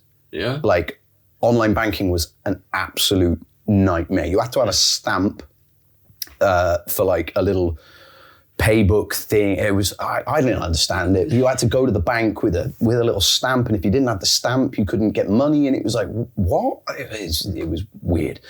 But yeah, things like that were like, I don't understand. Because I always thought that like Japan is very, very technically advanced. Advanced, yeah. They have holographic shopping tills so that you don't have to press anything. You just point at the hologram. No. Self-service checkouts with holograms, man. Really? Yeah. Yeah, and you just go, and you're like, cool. You don't have to actually touch anything. Oh, okay. And there were so many supermarkets, there's so many street food sellers and stuff that I rarely cooked for myself. And if I did, I mean, I was buying Wagyu steaks for like $5 in the supermarket, or tuna steaks, which were like this thick, this long, for like $10. Really? And you're just like, and it's all fresh. And it's all, you know, the Wagyu is that's top stuff that they're selling there because it's their beef. They export. Heard about that. Well, this is it. They export like most stuff, but they keep the good stuff for themselves. You get a slab of Wagyu like this, and it's just almost white with marbling. And I was like, this cost me like £15. Here, you're looking like 80 quid. It's insane. Yeah. So I was eating good. The most expensive thing out there is probably fruit. Fruit is insane out there. You could buy a watermelon for £500. They give fruit as retirement gifts because the melons are. There was a honeydew melon that I saw, and I was like, it looked really good. And I was like, this looks really good. And one of my friends was saying that basically they're grown on farms. It's one melon per plant. They remove all the other melons from the plant, so one melon gets all the nutrients. They're under a little sunshade to stop them from getting like bleached or whatever. Yeah. And they get massaged daily by workers wearing silk gloves. And I was like, I'm sorry, what? No, come on. They were like, yep, they massage them to get all them, get all the juices and everything. I was like, this is insane, but it was the most amazing tasting fruit I've ever had in my life. I was like, yeah, I spent a bit of money on like grapes and things, and I was like, I need to stop buying fruit, man. Unfortunately, the indie film world, the independent film world, is populated by a huge number of bullshitters. And don't get me wrong, everybody is bullshitting in this industry to some degree. You have to bullshit because you've always got to pretend to be more confident than you are. And that's the same for actors. You know, you've got to pretend. Acting is pretending. Trying to sell a project, pitching a project is pretending that it's the best project ever, whether you believe it is or not. You've got to convince the people that might put money into it that it is the best project ever. But there are producers who pretend that they can deliver you the world, where in reality they can deliver you absolutely nothing. They have no contacts, no weight of any kind in the industry, and their sole objective is to get the biggest slice of the pie possible by doing the most little that they can get away with. I've met people like that, I've worked with people like that, and I've been fucked over by people like that. That is a lot harder, and especially in the case of one particular project, which, you know, if it had been another horror film, not that, you know, any project of itself is always important, but when you're doing a historical drama, which is a true story where the families and relatives of all the people in this drama are still alive, and some of the people you're going to depict in the drama are still alive, and it's very important to these people that not only that the film happens, but the story is told in the right way, and they have great expectations. That type of project as a filmmaker comes with a huge level of responsibility. Just like when I did the play about the post office scandal, that came with a huge burden of responsibility to get it right for the victims of that scandal. So when a project like that, with that level of responsibility, goes under or goes tits up because of the actions of others that's outside of your control, as a filmmaker, that can absolutely break and destroy you. And that happened to me on a project that I started working on in the summer of, well, we were first talking about it in 2014. I wrote the script in 2015. We'd scouted everything and were ready to go. The expectation was we would shoot in 2017 and the project would be out for the 75th anniversary of this particular event, and that you couldn't have bought that kind of publicity. I mean, this film would have made loads of money for everybody concerned, you know, and it didn't happen. It was going to be the project that was going to take my career from here to here. It was this World War II historical epic film.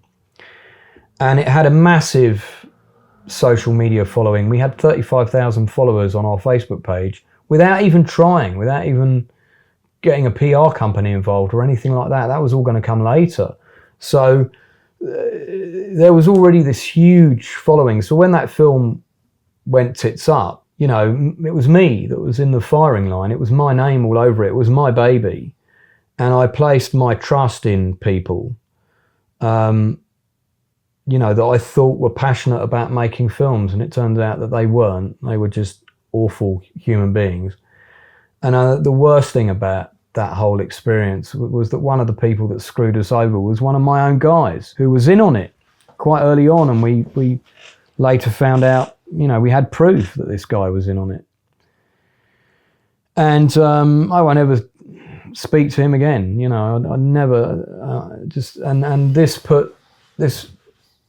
Normally when a project like that collapses, you kind of, you know, you lick your wounds, you feel a bit shit for a while and you move on. But this project didn't end that way. This project had massive ramifications. Not only were the relatives all very angry, and I had to address that and speak to them all individually, which was a process. And some of them are still angry, you know. But there were also cast and crew that we had all attached and lined up. And when a project doesn't happen, that reflects badly on you as a filmmaker, And when you try and attach people for the next project, it becomes harder. I think it was 2019 or 2018. The film kind of went, we knew in December of 2017, we found out what was going on. So 2018 was all about running around trying to find the money for the movie when we realized it wasn't going to happen. Then these guys hung on to the rights deliberately, so we couldn't make it with anyone else. And they did that until 2019. And then we found out all these other horror stories about people that had worked with these guys. One guy tried to kill himself. Another one's in a mental institution. The damage that they've left in their wake is absolutely appalling. Absolutely appalling people. They shouldn't be let anywhere near a film set. And they corrupt people around them as well, Did they try to deliberately stop the movie, or like? No, what they did was they get their hooks into you. They get you to sign a contract. So they were going to get 9% of the budget. There were 3 of them, whether they raised the money or not. The guy whose job it was to look over the contract, who was the guy with a bit of business acumen on my team, was the guy that fucked us over. They got their hooks into him very early on. I don't want to go into all the details.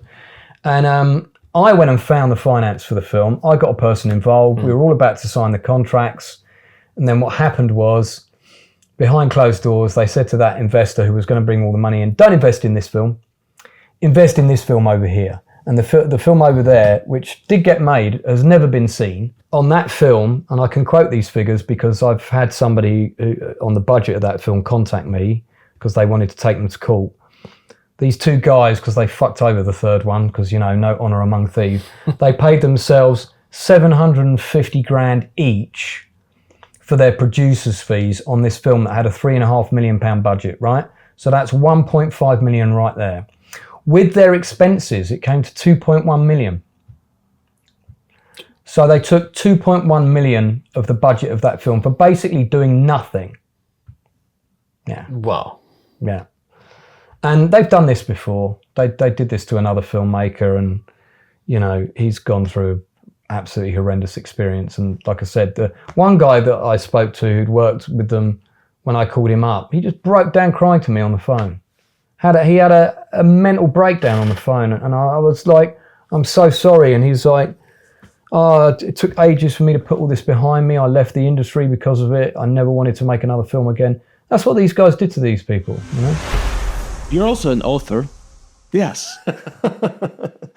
And I think in your book, you say that martial arts is not just about fighting, is a way of life. Because a lot of people might say that martial arts is also an art of punching other people in the face. Yes, there is that. So how is this a way of life? It's a way of life in that it's discipline. It teaches you discipline. It teaches you physical control. Mm-hmm. If you have the ability to cause a lot of harm to someone, you should have the control not to. Mm-hmm. And it's the same thing day to day. You and I spend more time talking than we do fighting. So if I can exercise the same kind of control with my body, but to my mind, that way, if you and I are having an argument, I'm not going to say things that I'll come to regret. Mm-hmm.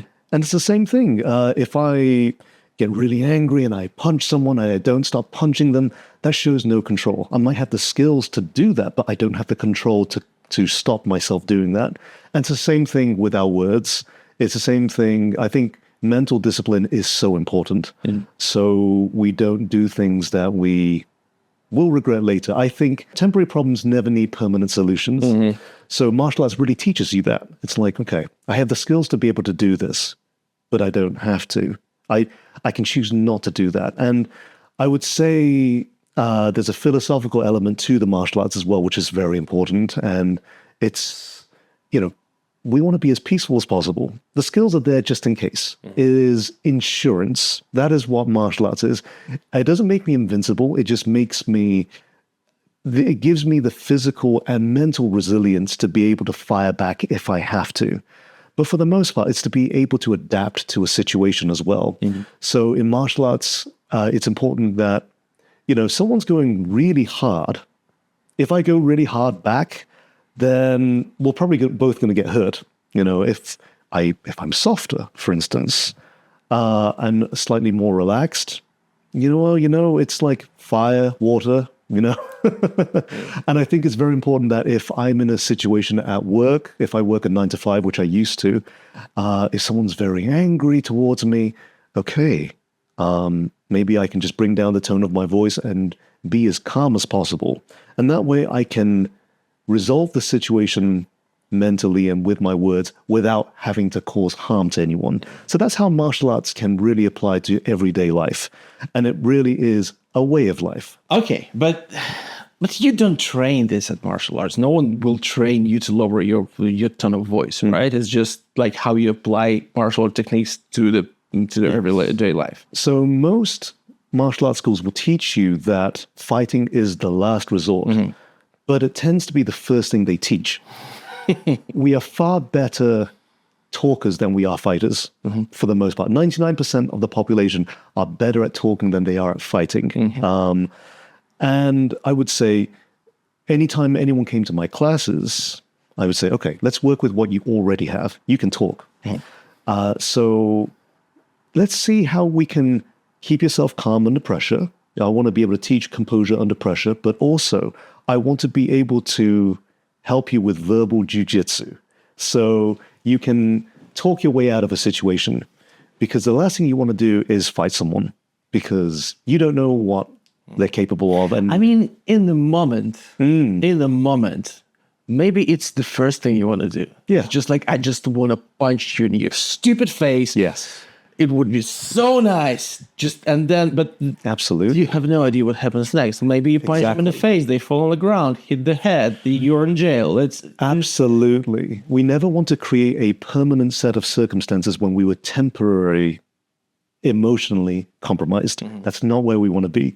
So if I'm angry in the moment, I know hitting this guy was going to feel so good, but he might press charges. Like you said, now I have a criminal record, and over what? You know what I mean? And for the most part, most fights on the street happen over ego.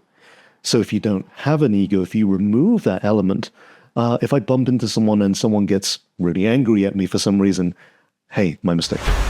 As a working class actress. Like, do you think it's harder for people from working class families to do it in arts in the UK? Yeah, definitely. 100%. I think because now, like so when I went to drama school and I got the full scholarship and it was 30 grand then, like, I don't know, God, I think it's 30 grand a year now. Like, how would you afford that? But I was lucky enough to also get a student loan on top of that. To help cover some of the expenses, but you don't get a student loan now anymore. So how could you possibly ever go? And then things like if COVID hadn't have happened and I hadn't have stayed living in a condemned flat, I couldn't have saved money to have been freelance for a year. So I never would have had this opportunity to make films, to try this out. It takes money, gives you opportunity. Even a thimble of money gives you opportunity. If you don't have that, you don't have that opportunity.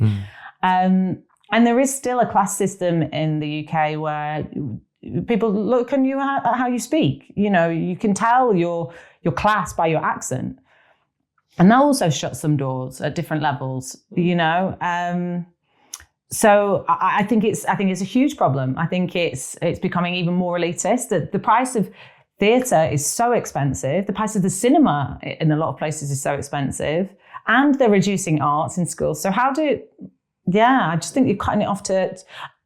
Arguably, these people are some of the people that need the arts the most. Yeah, because I think I don't remember. I was watching. I think James McAvoy just recently. Yes. I watched this interview about he's telling that actually for the work class kids from the work class families, arts is actually opens your mind more. You learn more about the world, which you need to get out of it, or just because otherwise you just get stuck. Yeah. Well, absolutely. And I think, it challenges perception as well, which is if you're from a really working class family, you can't afford to go on holidays. You can't afford to eat in restaurants. You can't afford to go to the theatre, go to the museum, go to gigs, so your learning is just from that echo chamber, right? And so how do you learn any more than that? And then not all working class families, but a lot struggle too. And art is the arts is an escapism.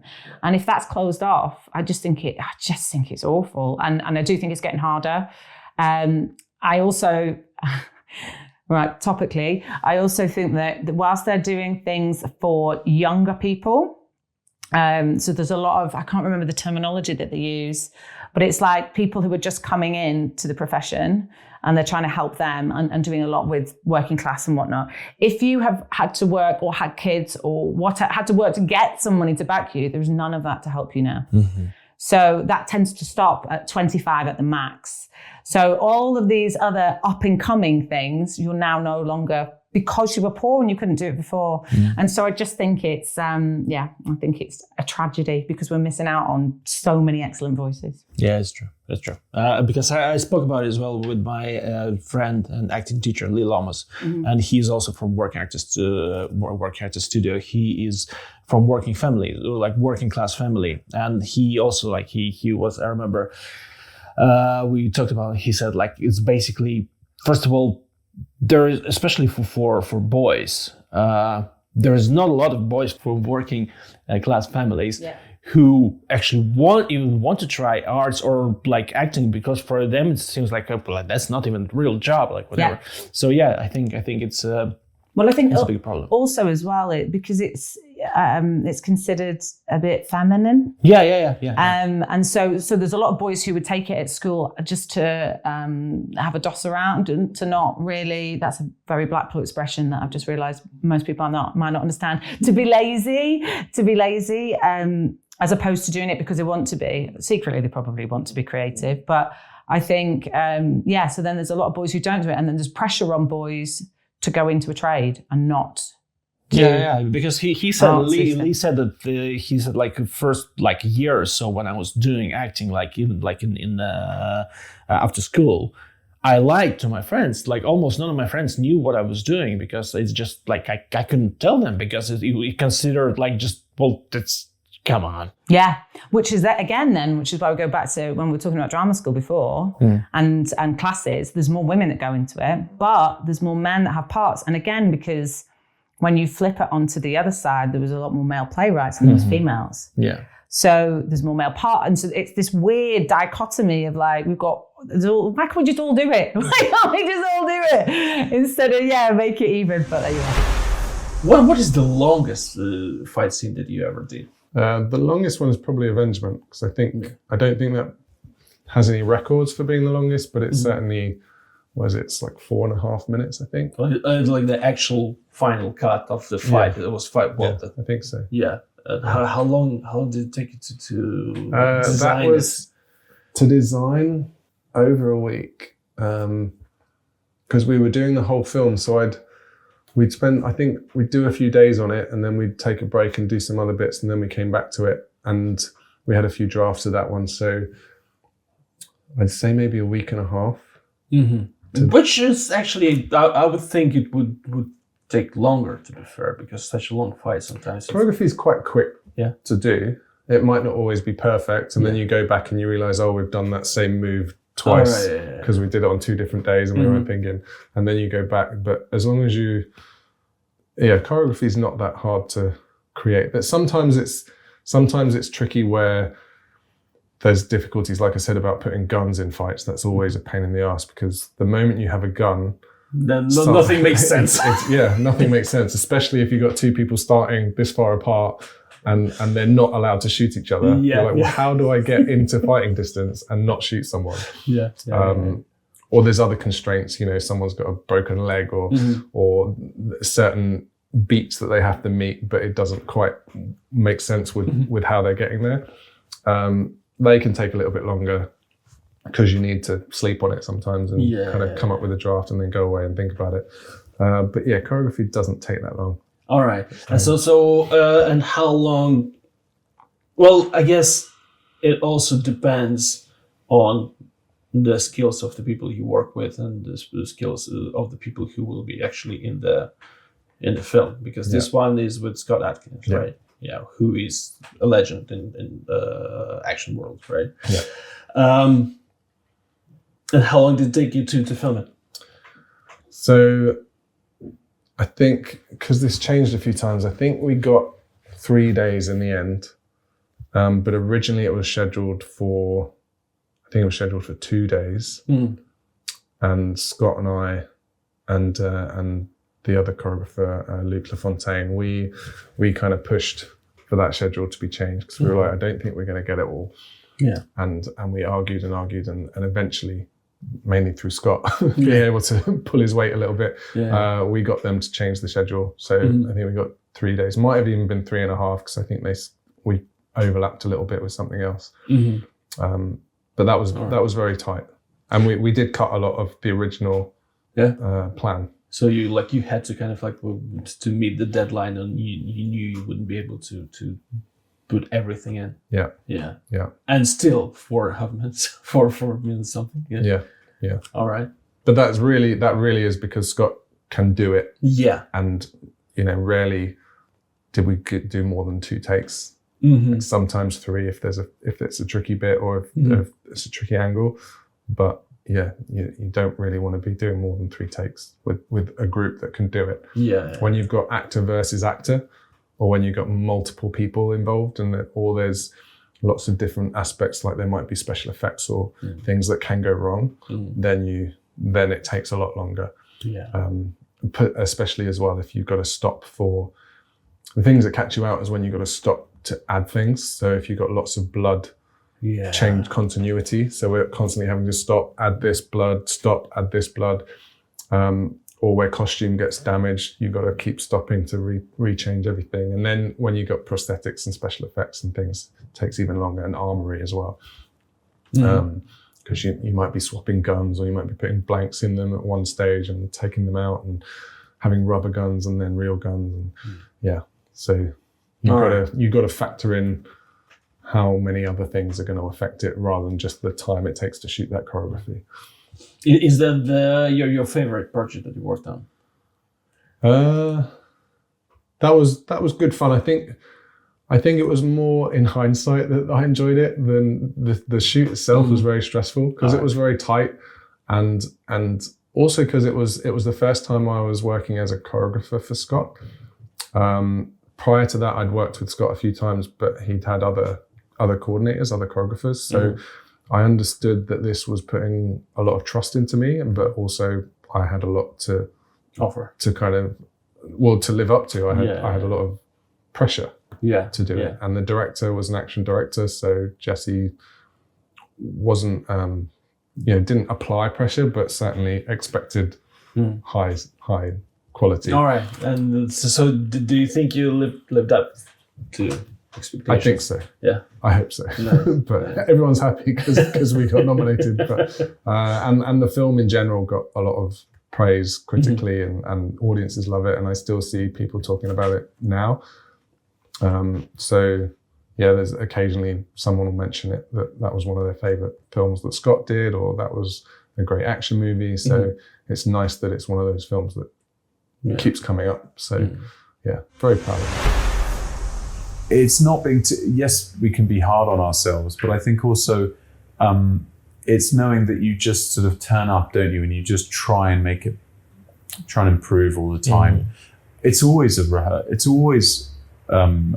There is no end product really. I mean, Katie Mitchell, I mentioned earlier, she would always say that every night is just another rehearsal. I had another brilliant director, and he sort of took me aside, and while you're giving yourself a really hard time, he could see that I was as well. And he said, look, I noticed, he said, I used to be a perfectionist as well. He said, it doesn't work. Don't be a perfectionist. It doesn't exist. Perfection doesn't exist. So stop it. And he was like, just if it's okay with you, can you just come in every day and just try and make it a bit better? Is that all right? And then he just walked off. But I remember by the toaster who sat there, stood there talking about this, he said, you just stop it. Try and come in every day, make it a bit better. Is that all right? Great. See you later. Bye. Yeah. But it was actually really good advice because it kind of killed the perfectionist in me. Because yes, it's good to be hardworking and determined and really, really up for it. But Yeah, because I think so for actors especially, sometimes it's hard to find this thin line between criticizing yourself in terms of doing better next night and just discovering your mistakes, and between like actually beating yourself up, and that's not beneficial for you at all. At some point you stop thinking about actually being in the moment. You're thinking about like, I need to be better. Oh, yesterday was so bad. I need to remember this line. I forgot this. I think it's so hard. Well, going back to when we first met, on The Good Neighbor, you and Andre, both of you were, worryingly good. Because Fiona and I were sort of front and center on that. But you guys and so many of the other cast was so good, and you would never know that you were being so hard on yourself, because when you're there, and you're putting your attention where it needs to be. But yeah, I think it can. At worst, I would almost say it's awful. And actually, I think you mentioned before this. You were like, is there a sort of thing, a wonderful thing that you're using at the moment? There's a book, and I'll talk about it now for me. There's a book by David Mamet called True and False. He said. He talks about vanities of actors. The people come backstage and they go, "You were wonderful, Andre. You were so good tonight." And you go, "Oh, no, I was terrible." I kind of sometimes do that, yeah. He sort of is quite tough on that kind of thing, that kind of beating yourself up. And, you come back, someone comes backstage after you've done a show and they go, "You were fantastic tonight." And you go, "Oh, no, it's terrible. Please, no, it was awful. Don't look at me." And he sort of says, "Well, no, that's really rude, actually." And he also talks, I think he talks about nervousness, being quite indulgent. So therefore, perfectionism. Could you put that in there? That sort of and being too damning about yourself. There's an argument, and I'm interested in it. I'm not sure about it, but that anything which is extraneous to the job in hand, which is just, I guess, to sort of be there, know your lines, know what you're doing, and just working really generously with the other actors or the other actor, and the people you're working with. Anything aside from that, I wonder whether is that you, and is it something which you could find a way to leave behind? Or is it part of your process? Is it part of a way for you to? Do you know what I mean? It's sort of like it's looking at it in quite a business-like way, which I guess is what he's doing. Which is like, don't be too distracted by these things. Just focus on the job in hand and commit to it and get on with that. I never had issues in technology. In technology, it was agnostic. It's like, you can be wherever you want to be from. I don't care. Make sure your code has comments, And then you go to a profession that is considered more of a status symbol, like acting or writing. And that's where the doors start to close. That is when it becomes an institutional situation where equity tries its best with a foreign-born actors branch. And there is some surveys and some research that says, for example, 14% of doctors and nurses were not born in the UK, have heavy accents, basically. And in every iteration of a TV show or a theatre play in the last few years, that was 0% of actors that were foreign-born. It's just why. I mean, I'm just curious why, because I'm pretty sure that most of the creators of the TV shows and I want to believe most of them want their product to look as close as possible to real life. So why they don't think about that? Is it just like because they just don't think about it? I don't think that someone sits there like, I will write this nearest British because it is easier to consume content that is as standardized as possible. Trying to understand an accent that is not too familiar to you takes a couple extra seconds of processing power in the brain. So when they did the research, they saw that it's easier for the largely American audience, for example, to switch off if they are listening to someone that has an accent. Interesting. It is a lot of trying to make something that is as profitable straight out of the gate as possible. Like when I do a self-tape or an audition, I try to just go in, and again, I can't always do it, but I try to just go in and do what I want to do with it. Because what's really easy to sink into is to like, oh, okay, this is the script. I'm going to read the character description. This is what they're looking for. And I'm going to try to be like that.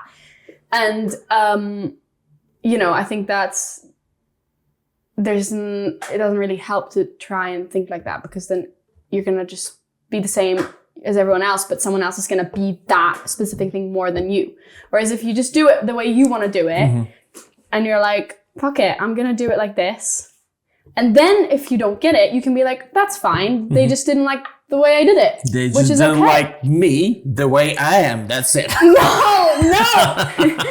We just had maybe different creative opinions on what this role is going to be, and that's fine. Yeah. You know what I mean? I do. I understand. It's still kind of like, as I said a lot on this podcast, there is a project that I auditioned for 9 times. 9 times. For 9 different roles. I did the self-tape. Are you kidding me? And they even I know I was shortlisted for one of those times, and the network chose another guy. But 9 times, and you feel like, can you already what I can bring to the table? You've seen 9 tapes. But was it different directors every time? It's a series, so maybe, yeah, I don't know. Well, because the casting director obviously really likes you, so that's good.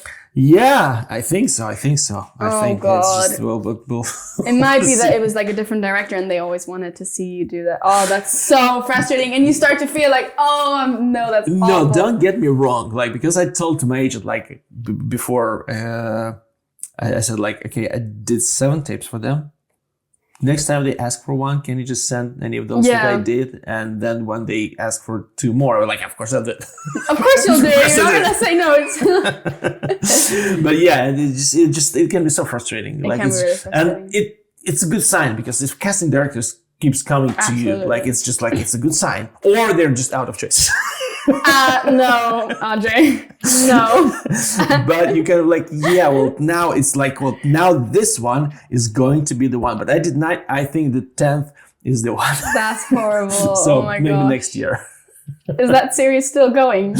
As far as I know, yes. As far as I know, I think there was a little not a scandal. Come on, they almost owe you a part in this. I know, right?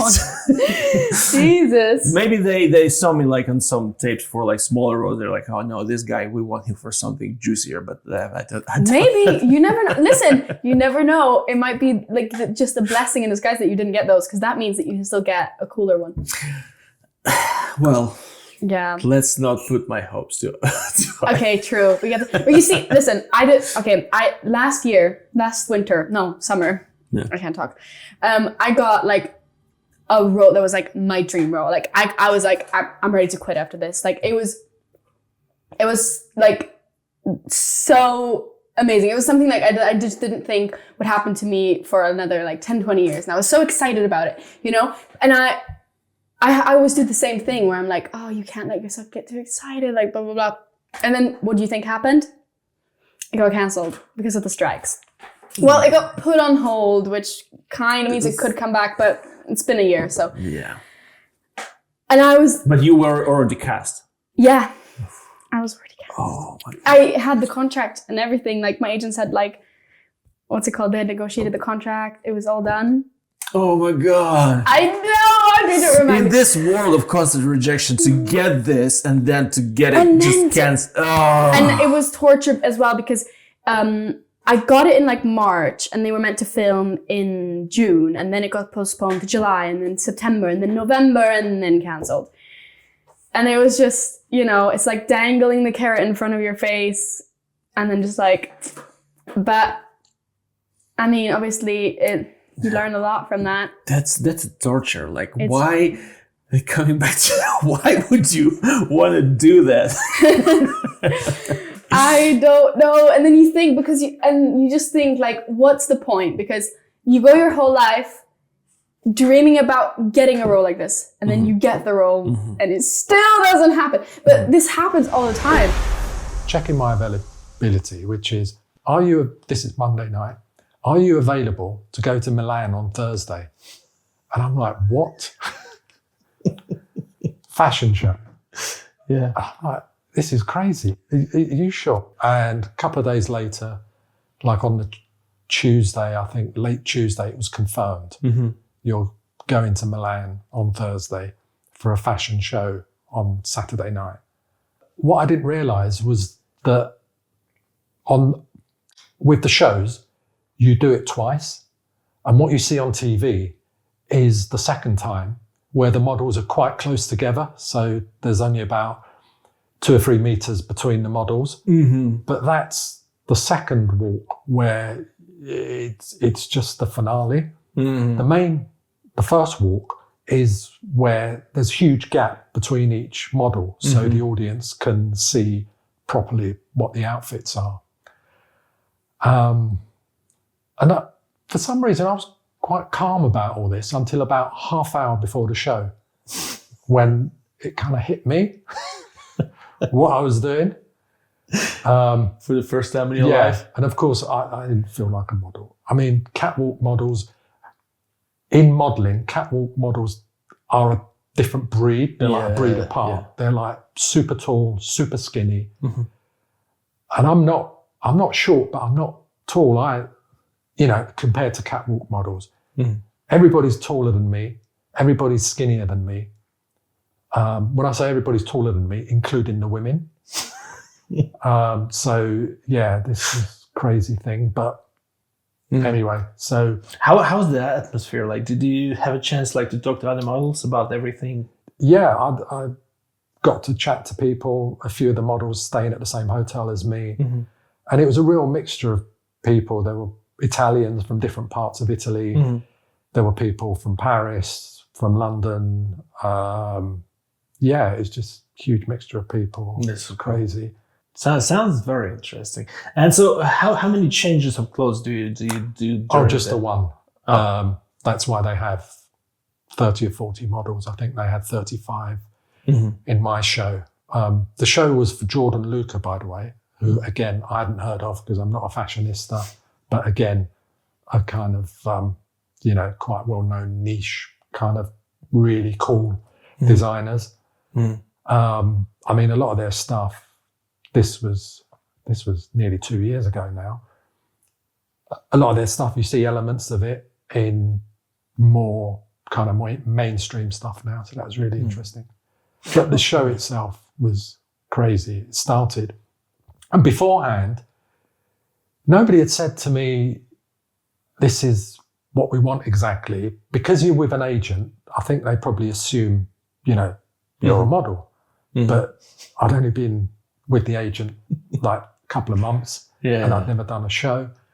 So I asked one of the people who looked after the show, how should I walk? So they watched me walk, gave me a few tips. And I kept practicing by myself, because the other thing is we're wearing these shoes and they were like mules, so backless, brand new hard leather shoes. And they had like Cuban heel. So you got to walk, and you got to walk fast. You got to hit your marks. Don't trip over everything and all this. And I was getting pretty nervous. I want to touch on something. You said model job, model life. A lot of actors use that word, like model job. I hate it. I hate that word. Yeah. Why? I think to be a creative person and put stuff out there, writing, be a musician, director, actor, is extremely brave, because you're putting something out in the world that wasn't there before, and you're creating something that comes from hopefully your heart and your soul, because you don't act with your words, you act with your soul, like Stella Adler said. And I think that's brave, and that should be applauded and recognized, which it is. But when actors go, oh, my model job, or that's a model life, it's no better than any other profession. It's no better than being a garbage man or a teacher or a nurse or whatever. Because you know what? I've been a waiter for 7 years. Yeah. The amount of lessons I've learned from being a waiter, or the amount of people I've met who've taught me something in life that actors or other people will never be able to teach me. Yeah. It's just as valuable. So don't look at it as like, oh, that's my model job or model life. I mean, it's and we all act all the time anyway. Yeah. Every job. No, I understand what you mean. Like any job could be like your Hogwarts. Yeah. And everything else could be a muggle job. Like, I'm saying this in a way that, like, for me personally, this is the thing that gives me the most pleasure and, you know, just satisfaction doing. So everything else for me is a muggle job, not because it's a bad job, because I worked as a designer for 20 years. It's a great fucking job. I just don't like it anymore after 20 years. But it was for me, it was at some point I was really burning with it. I loved it. Not anymore. That's why I'm using this term, but like, obviously, don't get offended. Your job is important. I'm not trying to diminish you. It's just for me, you're a muggle. No, I'm joking. Don't get me wrong. Me working as a waiter at times is like a Dementor sucking the soul out of me. Yeah. Like, it's sometimes when you're in the pot wash and you're loading off plates. Now I really like my job. Just need to pay rent. When you're loading off food and trays in the pot wash and you're just standing there because you have a dream of something else. Yeah. Whatever that dream is, music, acting, whatever. To not be able to do that and you just have to deal with the shit you're in at the moment in that restaurant. It can really be draining, like on your soul, on your mind, not doing what you love. Because as we know, acting is very unforgiving in the sense that we don't always have work. There's not always a project around the corner. I don't know about you, but right now I live in a life when I have one acting job a year, which is, as I said before, is very fucking hard to call yourself an actor when you act once a year and just like, you're not an actor. You're just like, this is some game for you. Still an actor. Still an actor. Just a shitty one. And a podcast host. And a podcast host, yes. Bipolar disorder. Oh, no. Can you explain to me what it is, how it works, what do you experience, and what is bipolar disorder? Bipolar disorder is a mood disorder. So basically you get sort of extreme highs and extreme lows. So like imagine a pendulum swinging that way and that way. You know, we've all got bipolar in us, I believe, to a certain extent. You know, we all get ups and downs. But mine are to the extreme. And basically what happens is, let's put it this way. When I was a kid, when I was about 16 or 17, I used to go out to raves and we used to take these party drugs called ecstasy. So imagine the feeling of an ecstasy tablet times 1,000,000. That's how I feel. So you get like this euphoric high and you feel amazing. It's beautiful, you know, you get this lovely warm feeling, but the only downside of that is you don't sleep because my mind races so much. And you get all these, I get like a really creative. So nearly all people with bipolar disorder are highly creative people. You got people like Stephen Fry, Carrie Fisher, who else? Virginia Woolf, she was bipolar, the author. You know, I get all these like crazy ideas. I want to write a book, I want to do this, I want to do that, and I'm doing like 100 things at once, you know what I mean? But as I said, unfortunately, I don't sleep. Sometimes I don't sleep for up to a week. And the downside of not sleeping for a week is you get something called psychosis. And that is when it turns dark. Yeah. Because I hear voices, I get audio hallucinations, where I think I'm hearing voices. I almost feel like, to this day, I don't know if it's real or not, but I get this almost like I'm telepathic. You know, and you tell that to the doctors, they're like, yeah, you're having a manic episode, but they've not experienced. I believe if it's happened in my mind, then it's happened. Do you know what I mean? Yeah, to a degree. So it's almost like having like an episode. It's almost like I liken it to. It's like I have a spiritual experience with every single episode. You know, but unfortunately, I go so high that I have to be scraped off the ceiling. You know, and then obviously what goes up has got to come down. Yeah, and then it becomes like a huge depression, or like, you're probably not even depressed, but it's because you've been so high, it feels like you're depressed. Yeah. Do you know what I mean? Well, obviously your productivity suffers straight away, like when you have an episode, right? My productivity? Yeah. You can't, like, can you still keep functioning? Yeah, for a while, until you burn out. Yeah. Yeah. So basically, I have to take these mood stabilizers. So they basically just keep me in the middle, which is the best place for me, really. You know, I love the highs. Don't get me wrong; they're great. Yeah, but you know, there's always consequences.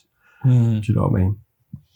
And you're like, well, what should people do if, for example, someone knows anyone, like, and they know, like, you know what, they have an episode. What is the best thing to do? Well, I think first of all, they're family members. If they know them well, they'll probably know that they're having an episode. Do you know what I mean? But maybe speak to one of their family members. Yeah. If you're a really good friend of them, it's probably, with me, there's no point.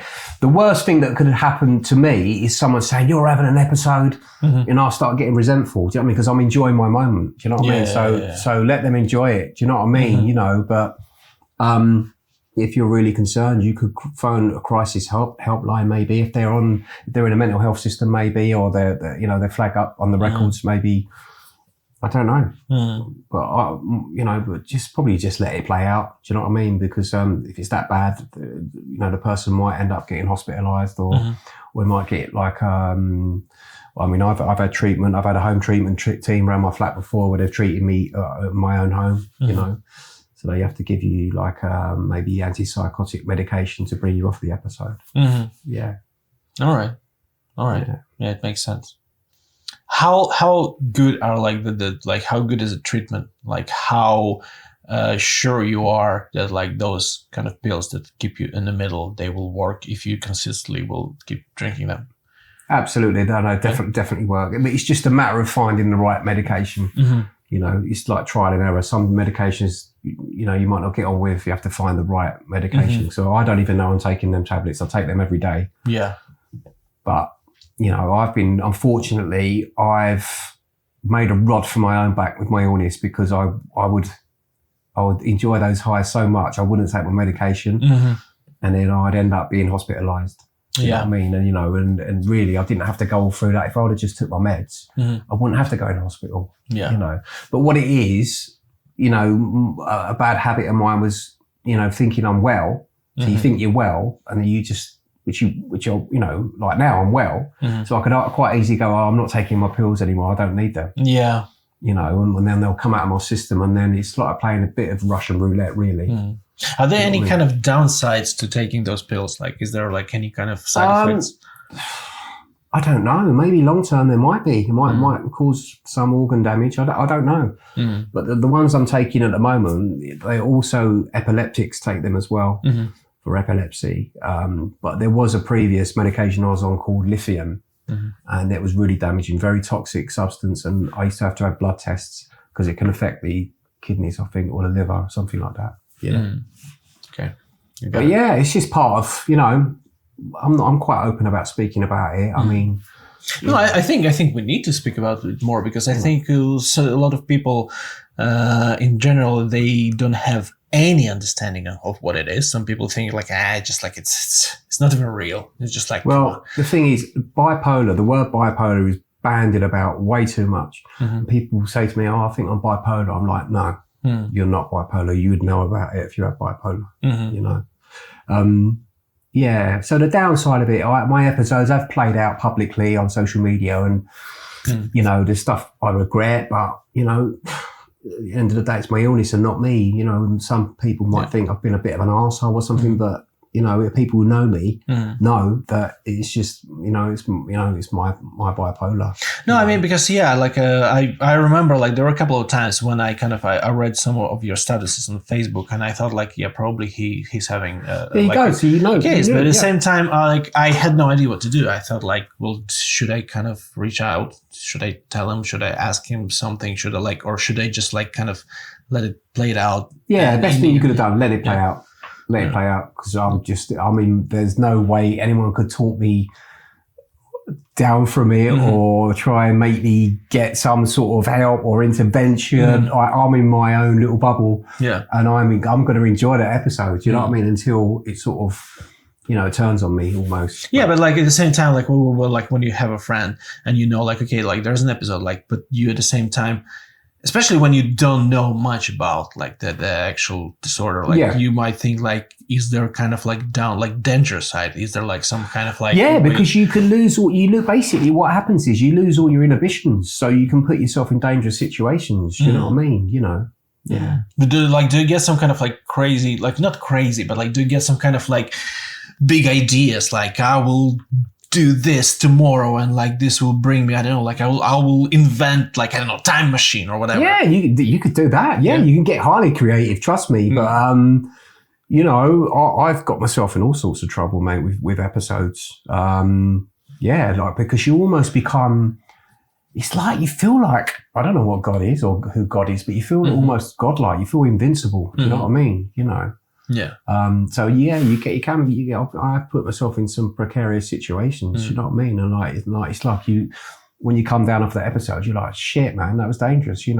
Because I lost all my inhibitions. It's like waking up from a bad hangover sometimes. You know what I mean? When it wears off. Yeah, because it releases all your serotonin at once. And all your feel good chemicals. You know what I mean? So when all of those chemicals have been depleted, then you're going to feel like shit afterwards. You know what I mean? This is years ago, and I've been openly public about my condition. But I did remember someone said to me, "Oh, don't mention you got bipolar. You won't get any acting work." And I thought, no, fuck that. I'm telling everyone. And do you think it actually kind of like ever played against you, like in acting? No, not at all. Not at all. And I think, especially nowadays, the stigma is not as bad as it used to be at all.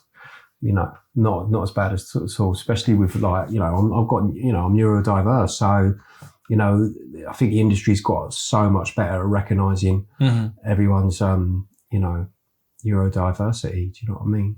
Yeah. Yeah. And I think, I mean, like, and again, like if it's out of control, if it doesn't harm your process, if it doesn't harm the production, like then it doesn't matter at all. No, definitely not. I mean, if I'm taking my tablets and doing what I'm supposed to do to them, I'm responsible. Now, what it was, I've not been responsible in the past, and now I've got to a stage where I'm like, I can't do that anymore. I need to be responsible and take responsibility for my condition. And all it is to take a few tablets. What's that? I mean, my mum said to me, look, I take tablets for my blood pressure. It's no big deal. Just take your tablets, what I mean, and manage it, with, things like drinking alcohol. I don't do that anymore, So I'm actually in recovery for addiction as well, which affected me. So, so it's all good. So I've got 2 recoveries. So I've got a dual diagnosis, but, it's the best thing I've ever done, mate, and now I'm sort of conscious if any signs come along, say if I was having an episode, I'm more conscious now, you know what I mean? And I can catch it, nip it in the bud before, before I'm selfish and I enjoy that high. Do you know what I mean? Yeah, that's great, man. That's great. I'm really happy for you. And thank you.